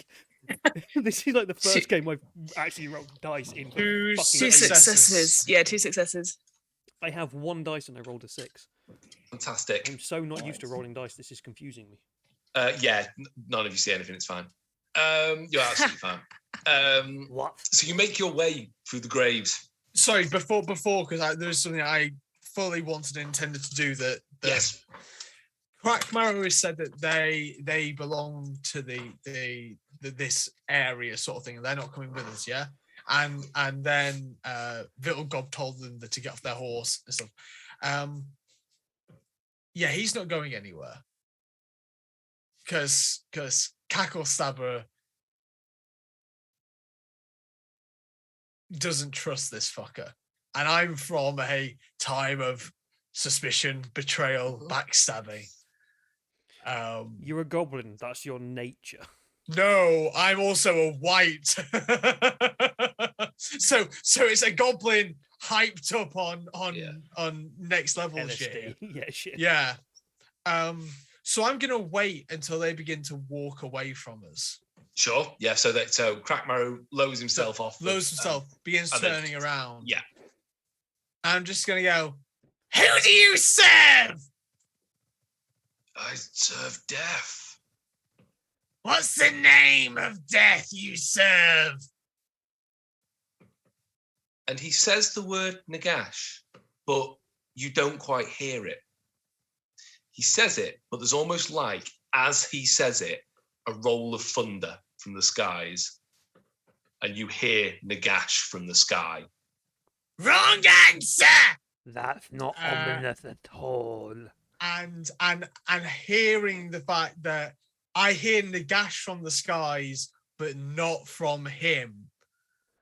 I'm gonna have Flapper and me take this guy. Okay. Because necromancer or not, this guy gave the wrong answer, and I believe I have worked out what's going on here, and I believe Cacklestabber has worked out what's going on here. So we have combat. No. We've told you about this before. We are Inconceivable. Well, I don't know how much combat is actually going to be here, Rob, because I've got a plan. Okay. And don't forget, he's got backup. I know. Cool. But he's really far away from We're in his a backup. carnival. We don't want to be causing any scenes in the carnival. He's really far away from his backup, and True. there's an artificial cloud. Okay. So you don't roll initiative in No. Age of Sigmar Soulbound. Everyone has a natural inbuilt initiative. Yep. So there is no roll for initiative. That should be on the second page of your character sheet. No, it's on page. No, first page. First Yeah. page. First Combat page. abilities. Right. So 3 for Cacklestabber. Yeah. Silver Widow. 5 and 2 for Sir Vittlegob. A Necromancer has an initiative of 5. What? Necromancer written by David Whitworth. Oh,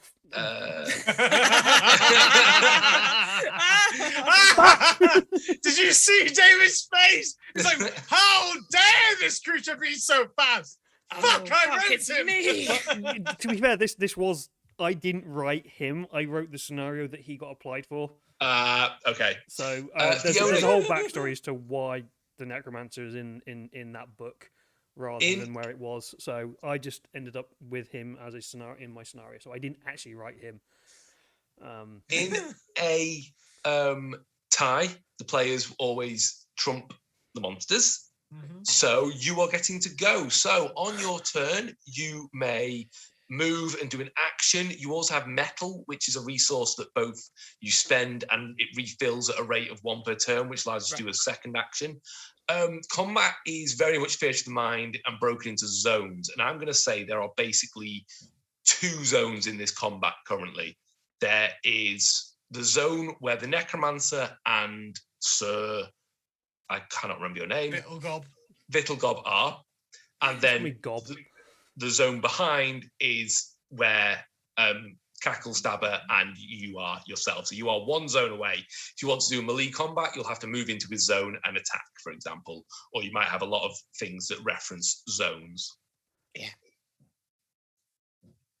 What do you want to do? I mean, you don't know if it's happening. So if you want, you can hold your, you can stop.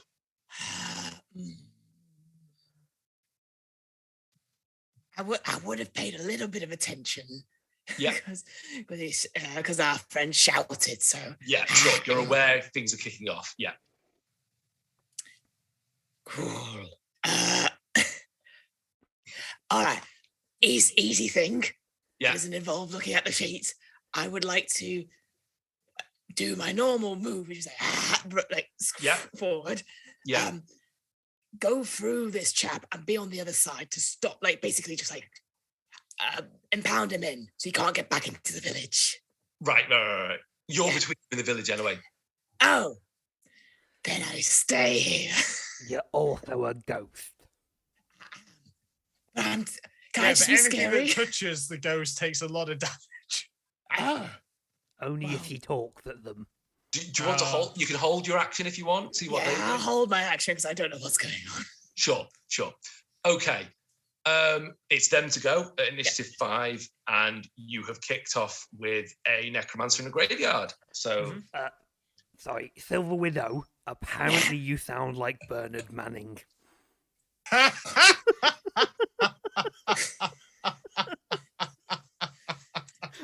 He's the turkey guy, isn't he? Yeah. What's his catchphrase? Is Bernard Manning now a necromancer? Yeah.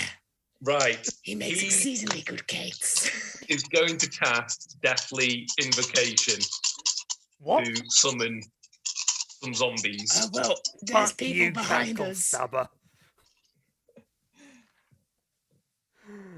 Ooh. Oh, fuck. I think you have taken him by surprise, and his initial attempt fails. Excellent. However, being a champion, he can also spend metal, which he will do to That's attempt good. to cast again.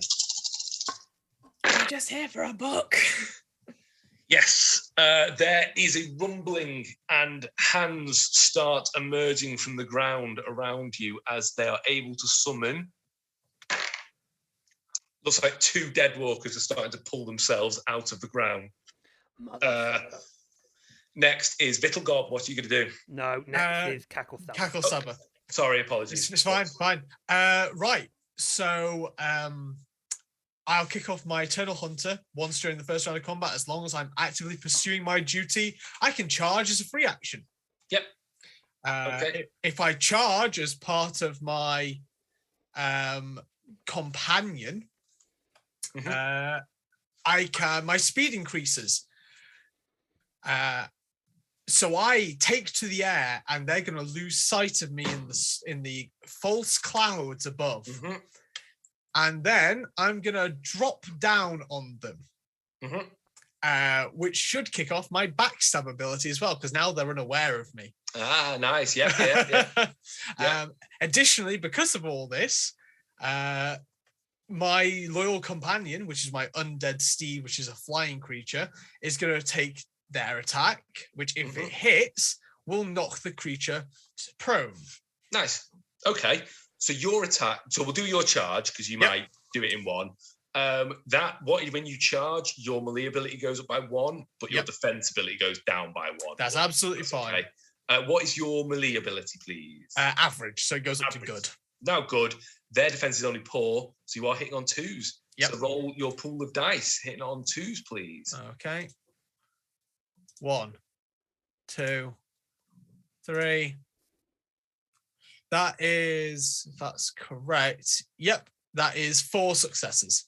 Nice. And what damage do you do? So my damage is doubled. So 8 damage. I do 8 damage, and I ignore armor. Fantastic. Yes. Perfect. You fly up and then swing down, and you basically smash into him, and he explodes into dust and rags and bones, just shatters to pieces as you hit him. And the dead walker hands stop where they are, half emerging out of the soil. I'm just gonna lean down, sort of, and hook the head of Crack Marrow on the edge of my spear and hold it up to the, because I actually thought this was a living person too. I didn't realize it was a dead one because I was meeting my short-term goals here. I've already met my short-term goal. I got entry to an enemy village. So nice, and hold it up to the sky and go, "One Lord of Death, and his name is Nagash," and then smash its skull on the ground. I want to point something out to you, Cackle Stabber. One, you fucking ruined my robes with that shit. It's got fucking mud all over this shit. Thank you very much. Also, I think they said the God King. I heard the God King. So if you are saying that they were not saying the God King, I think you need to get your hearing checked. Because they said the God King. You heard the God King from the sky! They didn't say the name, and they were clever not to. But maybe they were working with the God King, and the God King was responding for them because they were like we are servants of the God King themselves. Maybe that's how it worked. Do you ever stop to think that there are greater powers? Here's how we'll prove this, Sir Vittlegob. Nice and easy. Sir Ash. That's because you said Nagath, not God King. I serve the God King! I hear you, my friend. And I just bonk him on the head with my spear. Now, watch! I serve Mordor! Okay, I've got another one for you. How about you scream out, I serve Manfred? I serve Manfred! You see? It doesn't matter what you say. The God King doesn't answer for you. There is suddenly the loudest crack of thunder you have yet heard since you left Manfred's castle. Never piss Manfred off. Manfred is a great servant of the God King. He hears everything. I'm gonna go tell him what you did. Do so. I think you'll be proud. I think Silver Widow wants to start the book club thing, so I think we need to go. That fucking humming thing is going on. Book club time, I feel. Okay. The three also, of you move you're on. paying for the fucking cleaning bill. You move on through the. You've got the concept of the cleaning bill. It's like the orcs in Lord of the Rings having a concept of a menu. Anyway, Cackle looked at me and I'm literally just covered in bits of effluence and human bodies and blood and bone. And I just think I'm this regal thing and he spilt a little bit of blood on a small corner of my cloak. Three of you make your way through the graveyard. It stretches on and on and on. And as you move, the bells just ting, just ding, ding, ding, ding. Each one ringing. Really fucking big. As you move past, until eventually there's sort of a low hill at the far end, which you crest. And again, the ground here is soft. It is piles of detritus and dust worn down by the centuries. Large statues lie half buried in the sand, rivulets of molten, like sort of metal running from them, from their eyes. And you step over the low hill, and ahead of you is an even larger expanse. You suspect this is the Blood Wastes. Imagine a giant desert of red oxide, sort of just blowing in the wind, swirling up, catching. With your witch sight, Silver Widow, you can see just people dancing. What you see in this dust, you see armies marching, you see people, you see balls, you see murders, you see life, you see birth, you see death, everything going on in these dust balls as it all swirls around. It's like this is one of the purest sources of magic, of death and life magic that you've experienced. You half hallucinate as you move through. Do you pair the other two? This is choking. It is just blowing and blasting. Flapper can't fly in this. He sort of gets down and is hunching forward, with its sort of all fours. You know what I mean. Yeah. And progress is slow, very slow through this area. The winds are howling. Excuse us, coming through. Fucking hurricane, a fucking sandstorm.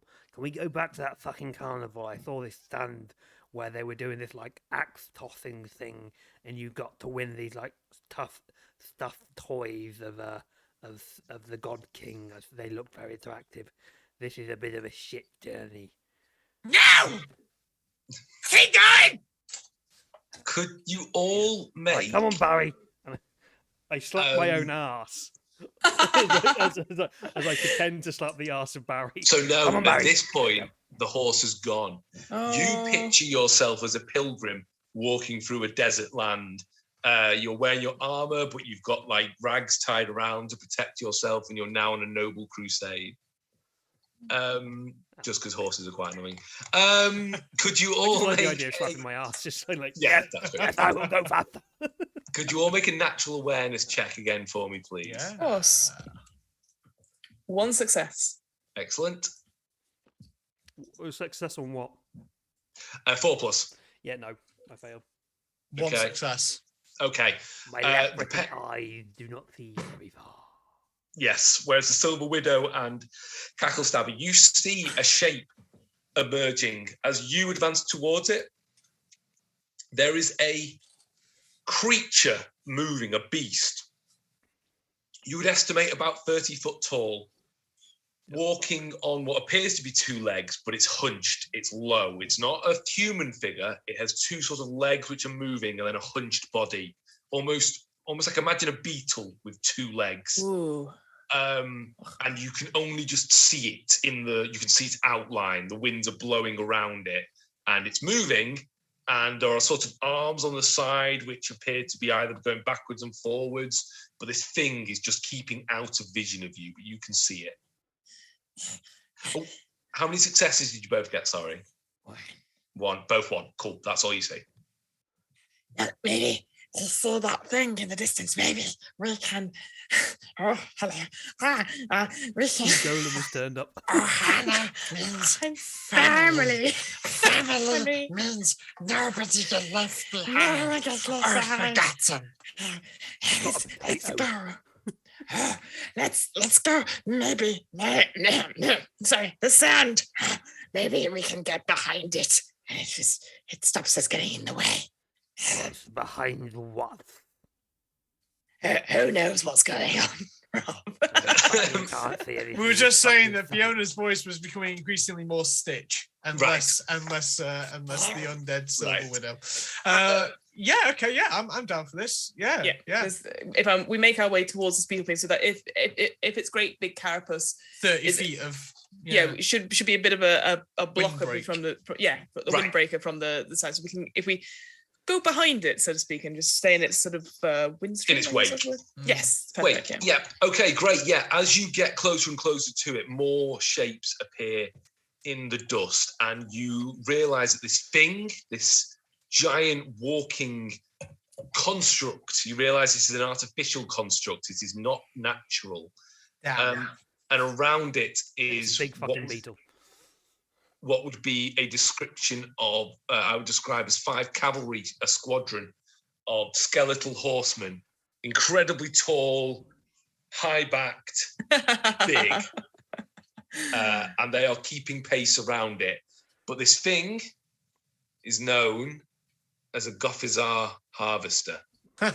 You have encountered these in the past. It's just a very large beetle.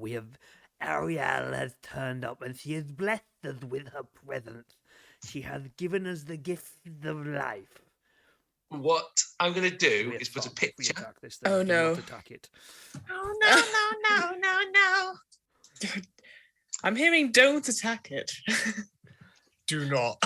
No, because I outside of Soulbound, I I put a play picture the in Off the the Ark Bone Discord. Reapers as a tabletop game. Those fucking yes, this horsemen is- are a bitch. A huge construct that harvests and collects the bones and fashions them into different materials. And around it is a squadron of Death Riders, which are incredibly tall, noble skeleton constructs on giant beasts. Yeah. They see you. There's no hiding. They see you. I'm the same size as them, I guess, roughly. Yeah, like you are noticeable. Yeah. And their eyes fix on you. 5 pairs of skeletal eyes fix on you. And because they are Bone Reapers, even when you walk behind them, their heads owl-like turn and continue turning to look at you. They're not stopping. The goblins are still moving and they are keeping pace with it, but they are watching you. Cackle Saba. Ariel has blessed us. We do not need to talk to them, okay? Silver Widow. Let's just hi to them and don't you speak. Okay. Walk around them, okay? Yeah. Let them pass. Is that okay? Okay. Yeah. Ariel is a very good friend of mine, but she's very, very temperamental. She gets a bit pissed off when you maybe mention, I don't know, things that are not alive. Yeah, but do you not think they might know where this page is, though? No. Okay. They're not interested in a book is made of trees. And this is Ariel, and she is the realm of life. She likes things that are alive, and she likes trees. And if you say you've got a book, the book is made of trees, it means you might have killed one of her friends. Okay. So we just go around, and we'll not get squished by the big bug. Okay. I'll take your advice on this one time. Yeah, after this, don't ever fucking listen to me ever again. Never listen to you again. I listen to the player David and not the character they are playing. Okay. Right. This is that voice in my head by someone called David telling me the meta of the world. Yeah. So I think we'll if we all agree, we'll just be like Avoid. Yeah, we're like, and then carry on. Tackle Saba, what do you want to do? Do you want to go and have an argument with these people? I don't have an argument with them. I want to talk to them. Yeah. But I've been instructed to not say anything and to leave them well alone. So for once, out of spite, Cacklestabber is going to obey. Wow. Okay. So we won't talk to them. Sure, you're just going to let them I'm sure they wouldn't be able to help us. let them go about their business. They do not harass you. If you do not harass them, they are No collecting intention to. their tithe. The only occurrence as you turn and they go out of sort of sight is a voice on the wind that all 3 of you hear. A voice you might recognize, you're not sure, just saying, do not forget who you serve, as you walk out of the blood wastes. Another day passes in Shaish. Constant marching from our 3, I don't want to say the word heroes, adventurers, as you make your way out of the blood wastes and come to what you now suspect is the Catacombs of the Raven. You cross a very small... got this ring, I was told to throw it in something. We've gone for a very long walk. I thought we had to do this thing at this. That's later. Yeah. Small mountain range, not foothills. You cross them, and ahead of you is the skeletal remains of what we would recognize as a raven on a huge scale. Massive, absolutely huge. The head of the raven is bigger than Crackmarrow's sort of hut. It is as if a giant bird of age has been brought down, and within the skull of the raven, within its eye sockets, there are torches burning, and you can see figures standing sort of in the shelter of the beak of the beak. What do you want to do? Weirdly, in the moment of it's not lucidity, but Vitorgob actually sees it as a dead raven. It's one of the parts of the world that he does. That's a big fucking bird. I know we got told to go to the Cavern of the Raven. Do you reckon that's it? Because that's a big fucking raven, and there are people there. Am I just being stupid, or is there? Yeah, I think it's that. Oh, cackle stabber. Do you want? Are you able to fly in this weather? Is it still? Are we still in the blood marshes? Is it still weird? No, you've crossed out of that now. You're looking down at this sort of like a valley with this raven's skeleton in it. Do you wanna go for take your noble steed? Donkeys are not noble. Noble steed, and fly off and do reconnaissance around the area for us. Sure, Flapper. Take off and Sure. begin to soar. Yeah. Okay. Yeah. You pull yourself up over the thing, and yes, Yeah. basically what you can see is the whole outline of this raven that's come down. But the only activity of moving figures are all centered around the skull. There's no one's in the ribs or anything like that. It's all around the skull. I'll land back down and go. They're all in the skull. No surprises, no ambushes. Well, what about sneaking along the spinal column? I mean, can we not just go in and ask? Bob, to bring something to your attention. Go ahead, my noble servant. Do you fucking call me? Well, you are small, so you must be a servant. Yeah.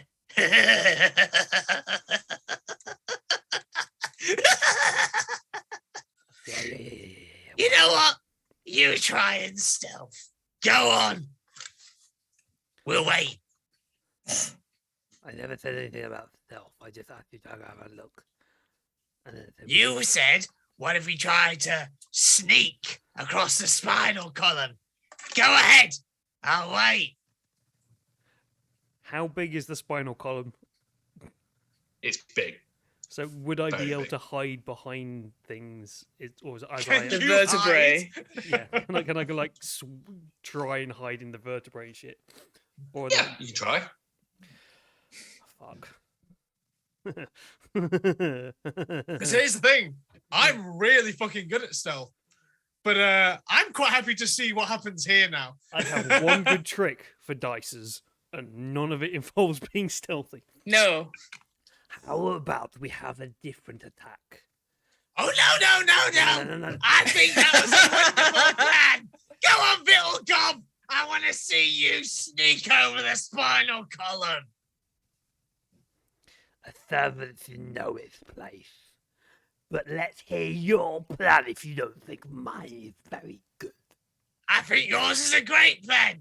In the meantime, I've Yeah. gone like straight up to these people. Right. Fuck Yes. me then. Oh, sorry, we thought about you. Yes, hello. Yeah. Okay. So yes, while you two are having your tiff, the silver lady, the silver widow, has just gone down, and as you approach, there's three humans. You realise these are living humans who have made camp basically in the skull of the raven, and they scream at the sight of you, Hooray! which is your thing. That's them And- saying hello Yeah, I to you in scream as your well. language. Yeah. Literally, And there's a "Oh!" cry of they take up the cry of Morda! Where? Start producing holy symbols, which are small raven heads, which to you are a bit of an anathema. You sort of approach them, and then you are like held back a little bit by them. Not enough. So if you want to take a soul and sort of fortitude or determination, you can choose whichever skill you think sounds right. You can break through their sort of makeshift defense against you kind of thing. Sure. Yeah, fuck it. I'll do a soul fortitude check. That's only two I don't dice. think that needed a swear word, but okay, do it. Oh, fuck it. It's just very rude. Okay. Silver Widow is not the lady that I thought she was. I got a She's more 5. of 1 the 5. common brand. What else did you roll? Sorry. A 3. Okay, the 5's enough. Yeah. You basically are you're checked for a second by these small talismans, but then you just sort of you feel that swell of power, probably from the realm, and you smash into the 3 of them and scatter them. One dies of shock as you pass through, Yes! and the other 2 turn I'm tail so sorry. into the actual skull. Okay, how do you 2 react then? You're having your eye, blah, blah, blah, and then you hear a scream and a shout, and then yes, you see that the Silver Widow. Where is she? She's fucking gone and done it again, hasn't she? No! You hear from the place say, Did anyone read Lion Witch in the Wardrobe? Fucking, let's just, the element of surprise is gone. Let's just fucking go. Surrounded by... Oh, gotta... Flapper! I imagine myself nobly just striding towards the Yeah. thing. I draw my noble, massive sword, double-handed, dry-handed Yeah. sword, which is just the leg of the guy that I was eating Yeah, earlier. I'm just like, Which is Friggin' now, with the death magic that's sort of in the air, now moving of its own volition as well, because it's sort of semi-animated itself. Just kind of, I've his got legs just God wielding flopping the around like he's going trying to walk along the air. yeah, I've got an image of you wielding it, but gripping the thigh, not the ankle, the Yeah, obvious I'm thing, gripping the thigh and and the letting thigh it is like kick walking in the people. Yeah. Upside down. it's got a walking. cramp constantly. It's like, Ow, ow, ow, ow. But So me yes, being the 2 of you. the 12-foot person I know, I'm usually hunched over, walking on all 4s, Yeah. and so all you're seeing is me walking a little bit, stumbling over, getting myself back up again, stumbling over because I can't hold Yeah. myself up on my 2 back legs, and the leg is just walking along, flopping. It's just a comedy of errors. But in my mind, I'm literally just walking around, drawing my sword. It's like, I'm Yeah. ready to charge. I'm Yeah, ready to charge you. You You're have a fucking Viggo my Mortensen honor. at the end of Return of the King. in oh, your head. absolutely. Yeah, very Silver Widow, are you going to Aragorn-esque wait in for my these mind. 2 to join you, or are you just going to push in? You're going to go in? I'm on a clock. I want to find what there's those pages. Cool. Okay, you going into the skull. So while obviously it's not an enclosed thing, Yeah. you sort of go into beneath it. There is a very rough and ready makeshift camp here, a few bedrolls, a couple of small torches burning. But Yeah. what is more relevant is there is a stairwell dug down in below the body of the raven. So this is obviously just the gatehouse, effectively, and there are large, ornate, incredibly well sort of crafted steps leading down. They look like they've been carved into the earth. Incredible care. They're worn from centuries of use in the center. But yes, that is obviously the way down into the caverns. Are you just going to go down? I give a moment to appreciate the craftsmanship, but then I obviously not using them. I just go and just to skeleton down like at Mhm. great speed. Yes, you disappear down. Cackle Stabber and some little gob. As you get under, you see the Silver Widow disappearing down, and you hear screams and shouts from below and cries of "Mortar! Mortar!" Hate so much. I love it. Go to your happy place. BRB. Go to your happy place. Are you pursuing down? Cackle Oh Stabber? gotcha. Yeah. Cool. Yeah. You're I'm not actually. going Oh to be able god. to take Flapper down there. That's the only thing. You have to park him. Stay.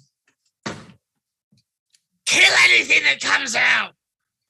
Except me. Not again. Okay, the 3 of you race down then the stairs with the Silver Widow at the head. Down here is incredible craftsmanship. This is an incredibly old catacombs.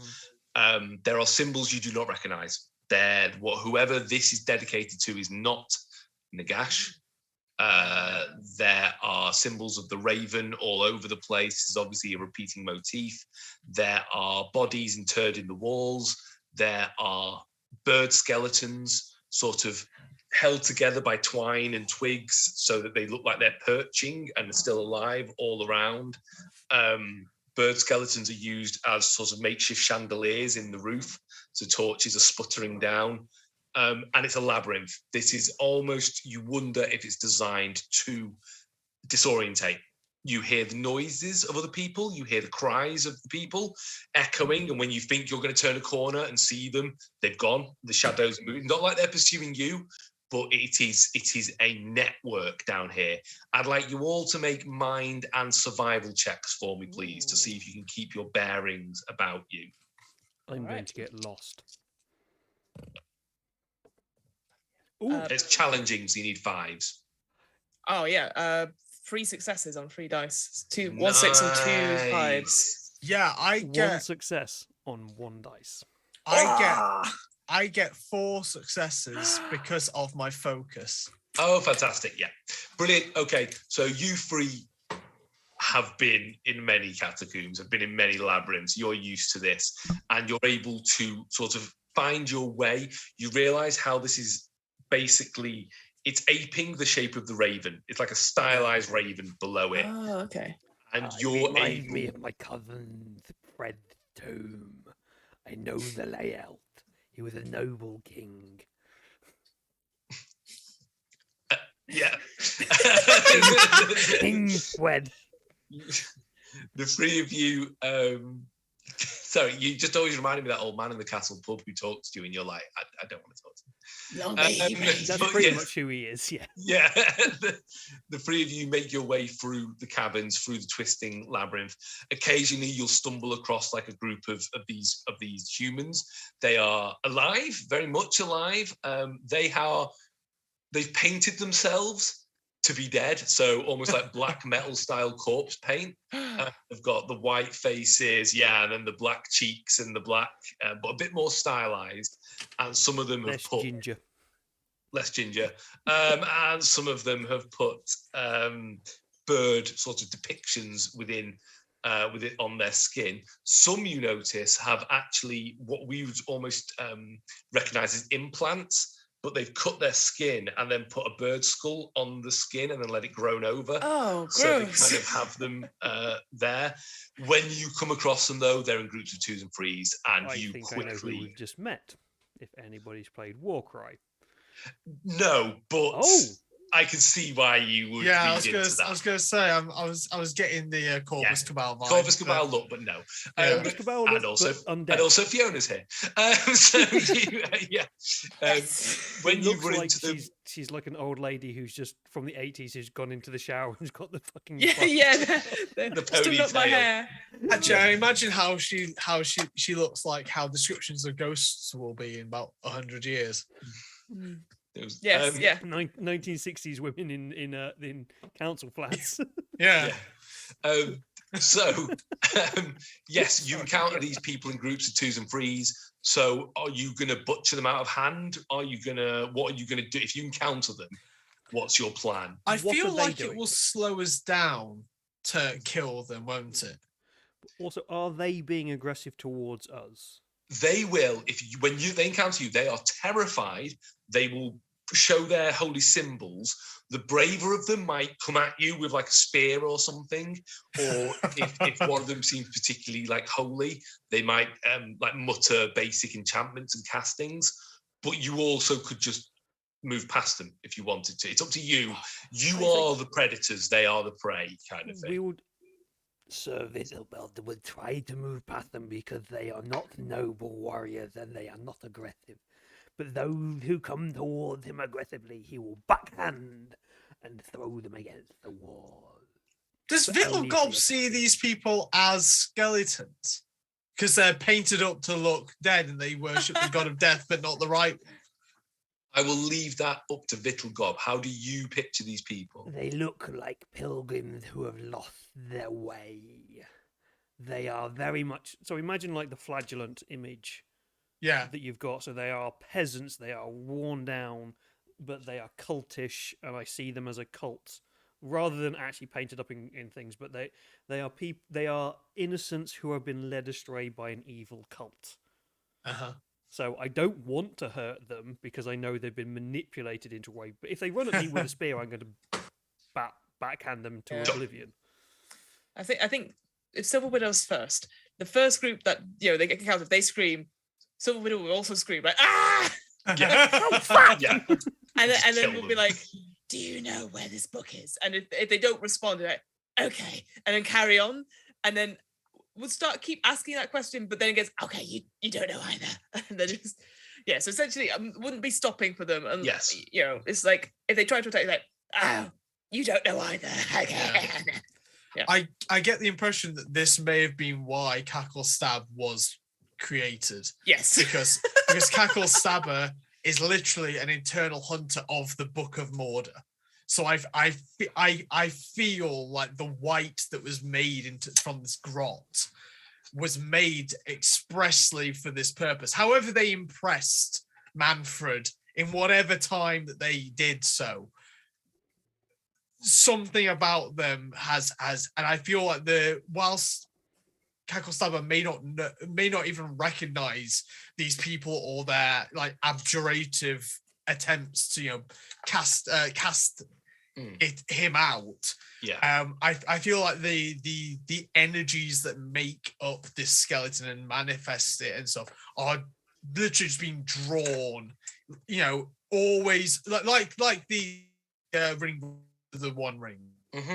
There somewhere here nearby is the thing that I was told to find, and it's like until they get close enough that they are like What I see then with this happening is that Cacklestabber, you are the one who are leading us down and towards our goal.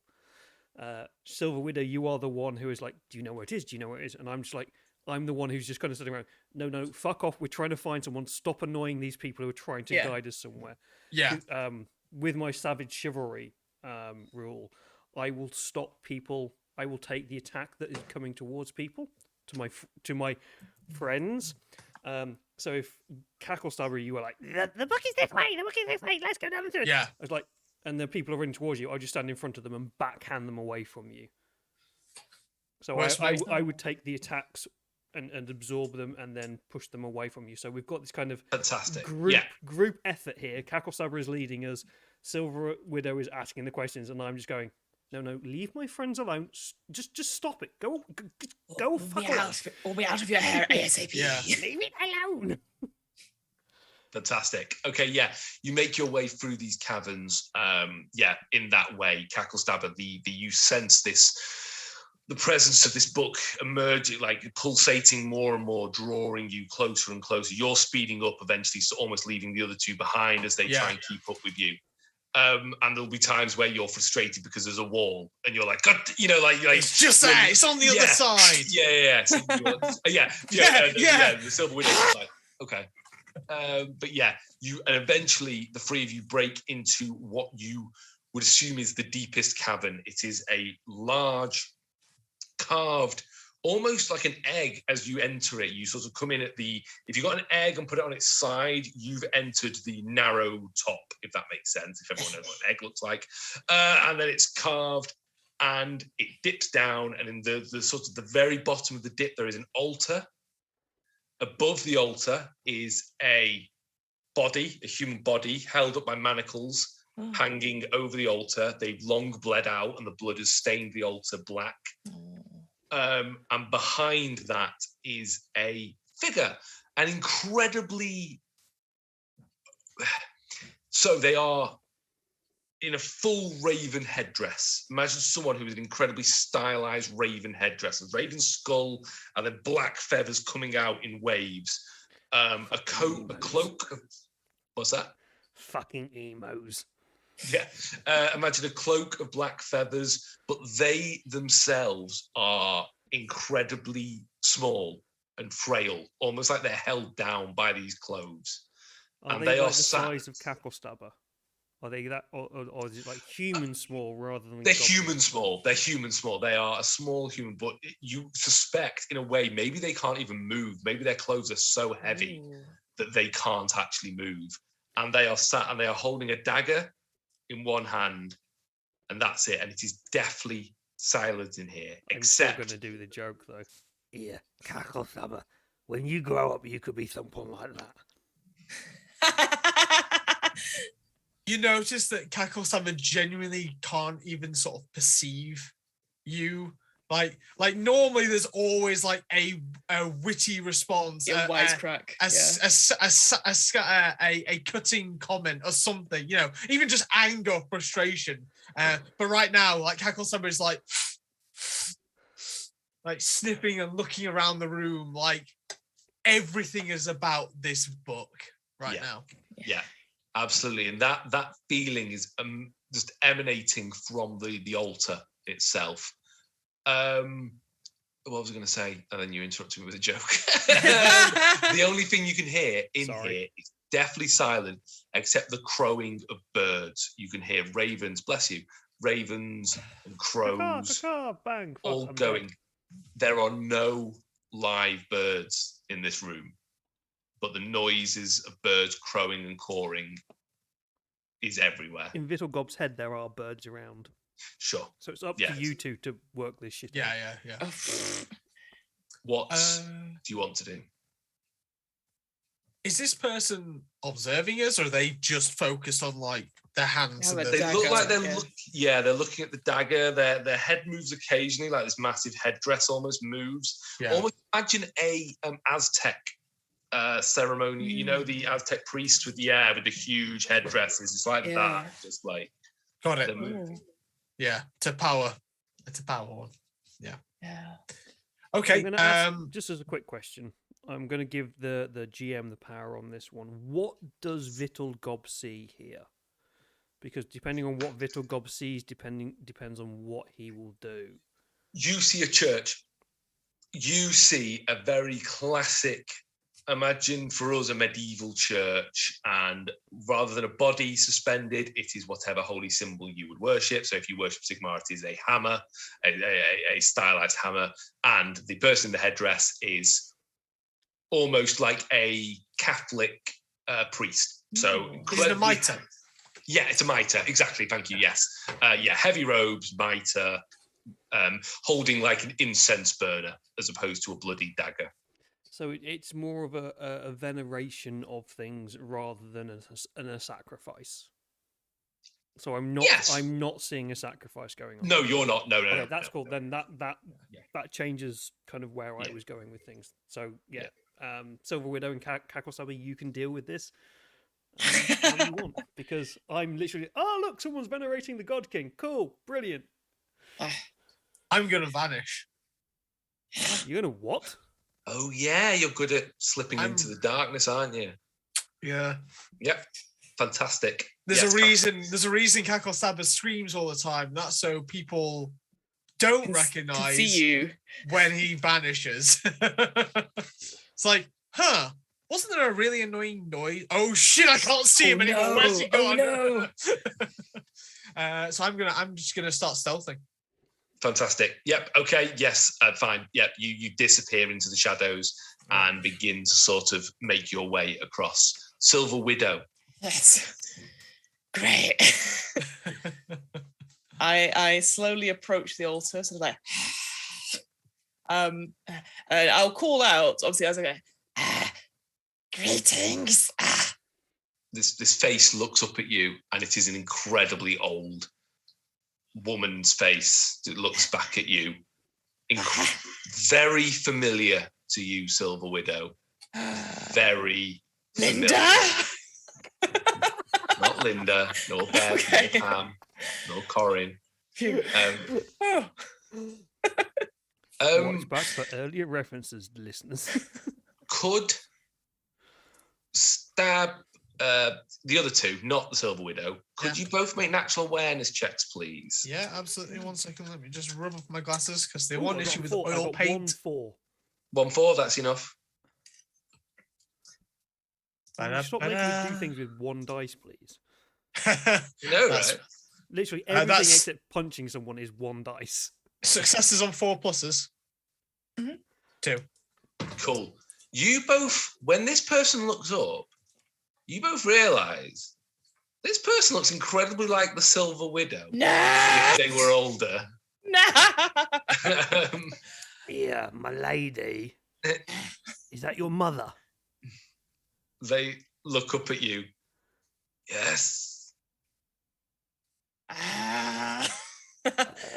What the fuck is your mother doing here? I'm dealing with it. Hello. Hello? Excuse me. Anybody got a bite of orange juice? Hello? That book. I'm in the movie theatre. Yeah. Hello. I'm on a boat. No. That book. Yeah, I assume I see a book. I'm still edging towards this person, but I'm not. No Yeah. book. You see no book. Oh. We're looking for a book or a page of a book. We got sent here. Very important. I think it's the last page. I hear there's a twist. They've been dead all along. They begin to, and at this point, Cacklestabber, you're probably now to the flank of them, either left or the right flank. They begin to pull themselves up, but then just fall down because the weight of the clothes just sort of drags them down. And that thing happens when, like, you hit a sheepskin rug and just dust goes off them. I cannot give you the book. And then hand sort of passes the dagger to you. Not in your hands, but holding it out to you, handle to you. Okay. I will take your offering of this knife. But Okay. I'm really looking for a book, so And I will take the knife. Can I see on their body any Mhm. sign of ink or scrawlings and stuff like that? Let's make a mind awareness? and awareness check, please. That thing that I have focus in? Yeah. Because apparently I that's 1-6. That's 2 6s. Eh?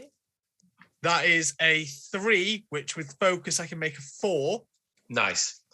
And No, then you cannot. there we are. 3 You successes. cannot see ink on them. However, your sense is that they have the book. Ooh. Lovely lad. Fiona Silver Yeah, Widow. Silver Widow, yes. Silver Widow. That's me. You have your witch sight. I do. You can see emanating from there, what will be the breastbone here. Yeah. Small wisp of amethyst, almost like smoke, Ooh. is emanating out of there. Okay. Oh my god! It is Where did that emanating. come from? But he's Yo- turned up in real life. He jumped onto my lap. No. He doesn't like fireworks, bless him. No. I spent Is an it- hour cuddling him Yeah. To be earlier fair, today. that's understandable. This is a Yeah. bad night for pets. For those of The you amethyst listening, smoke keep your appears to pets be sort of coming out of their breastbone. You seem to have got. Let me just hang on. And I will go go in to take You're gonna- whatever it is. You're going to put your hand in. Yeah. No, use the knife. Too late. Your hand- Silver Widow. Do it. Silver Widow. Too late. Too Why late. the My fuck are you hands. putting your hand inside your Hands. mother? It's not my mum. I You- take it out. It's already in. Of Your hand goes in, course. and Fucking the weirdo. chill of your body There we go. will just kill them. Ah, Like, immediately as you idiot. put your hand in, they just seize back and die. And as you put your hand in, you touch something inside them. Yeah. You hold something, and when you pull your hand out, it stops. Your hand comes back out, but whatever it is in their chest cavity. Hand goes in, page comes out. Sorry. You see? Oh shit! Again, it's happened again. Right.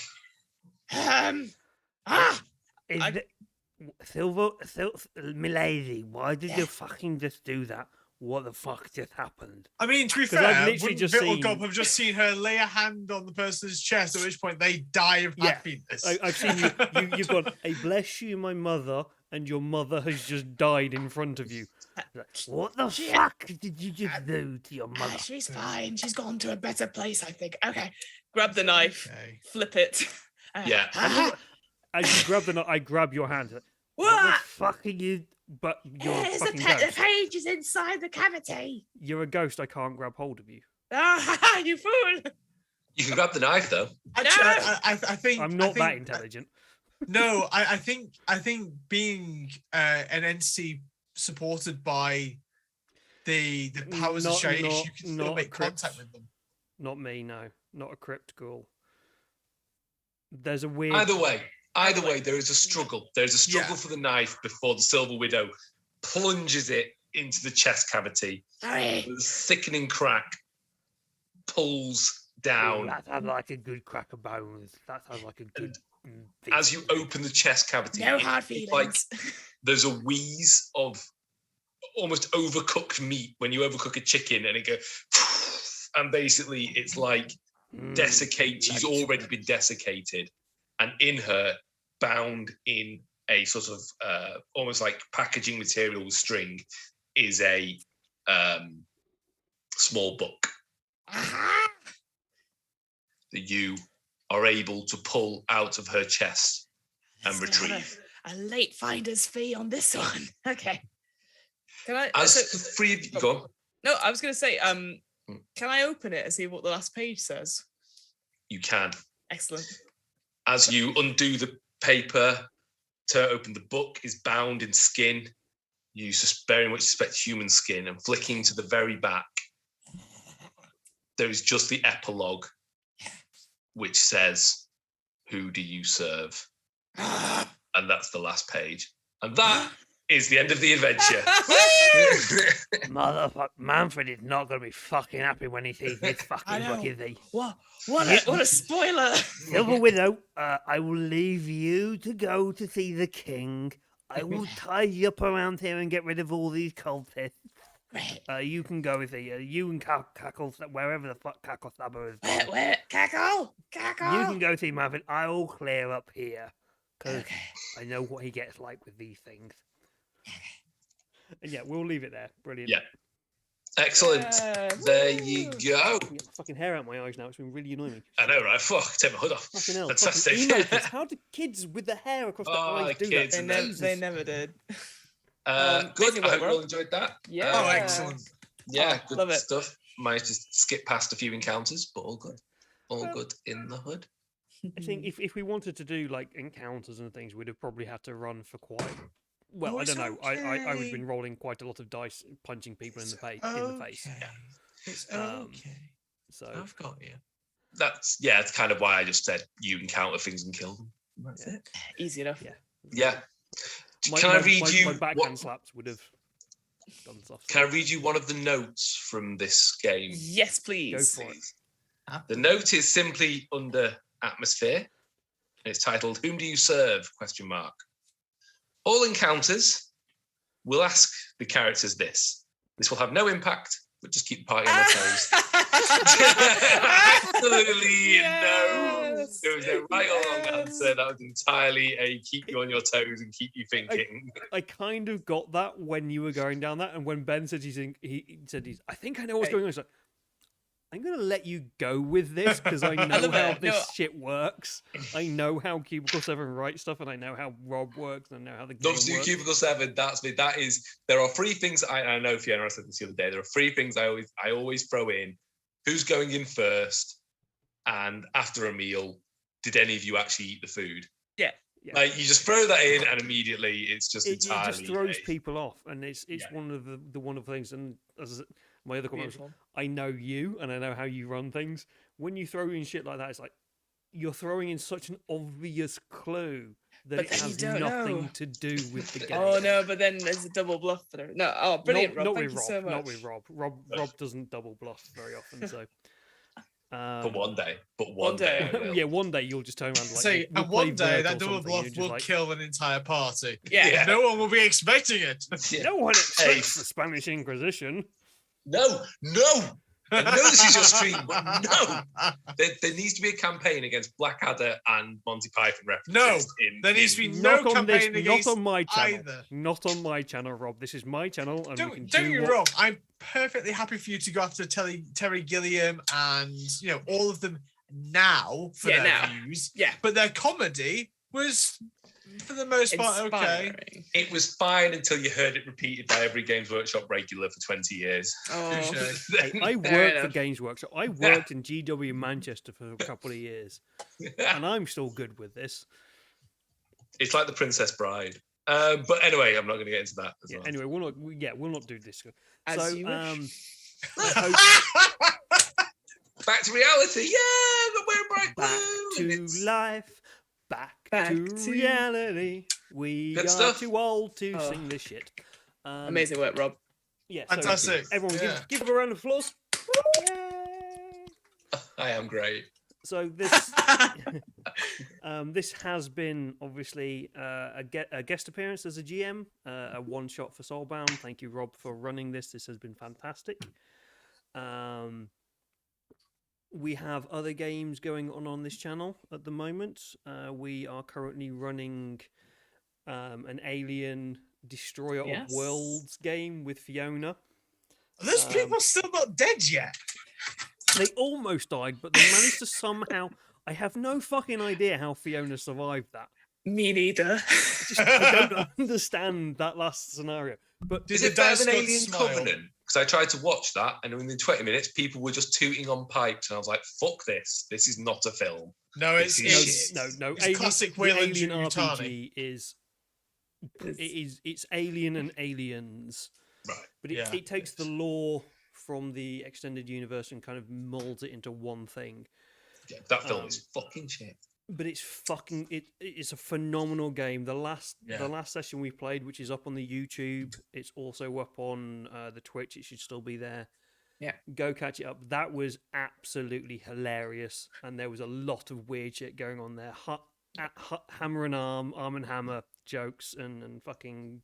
all Oh, sorts Dante of- and Hammer spin-off Dante show. and Hammer. That was brilliant. Yeah. No one has yet died, and I also freaked them out and saying, "Yes, you are 3 sessions in, and it has not ramped up yet." No. So. They have. Is that met a because lot they of also things. haven't met an alien yet by chance? Oh, Oh they've no, met we an alien. have. They've met an alien, and they just survived it, but it has not ramped up yet. And so they are a little bit worried. So we obviously have Fiona in there. We have James Shake Shaft from the Lawmen podcast and stand-up comedian fame. We have Mark from the Folklore podcast in there.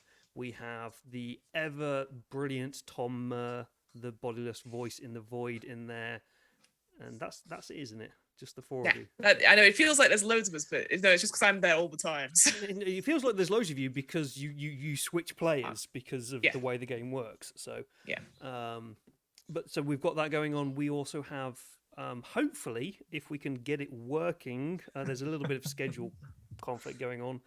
The V5 dystopian game going on again soon. We'll restart that. Yep. I put a thing out saying it's the 21st, but that's not going to happen now, so that's going to change due to scheduling conflicts. We have other things in the in prep. We have hopefully Morkborg happening. We have Never Going Home going to be happening soon. Yeah. Vessen will be happening again soon. I have plans for that. So there's a lot of things kind of hopefully going on. Hopefully as well, touch wood, that everything goes well. We'll be starting our Enemy Within campaign over at Darker Days Radio again soon. And I did not fuck the ending of that just to annoy everybody. Ben may or may not come back as a Chaos Cultist. We'll see on that one.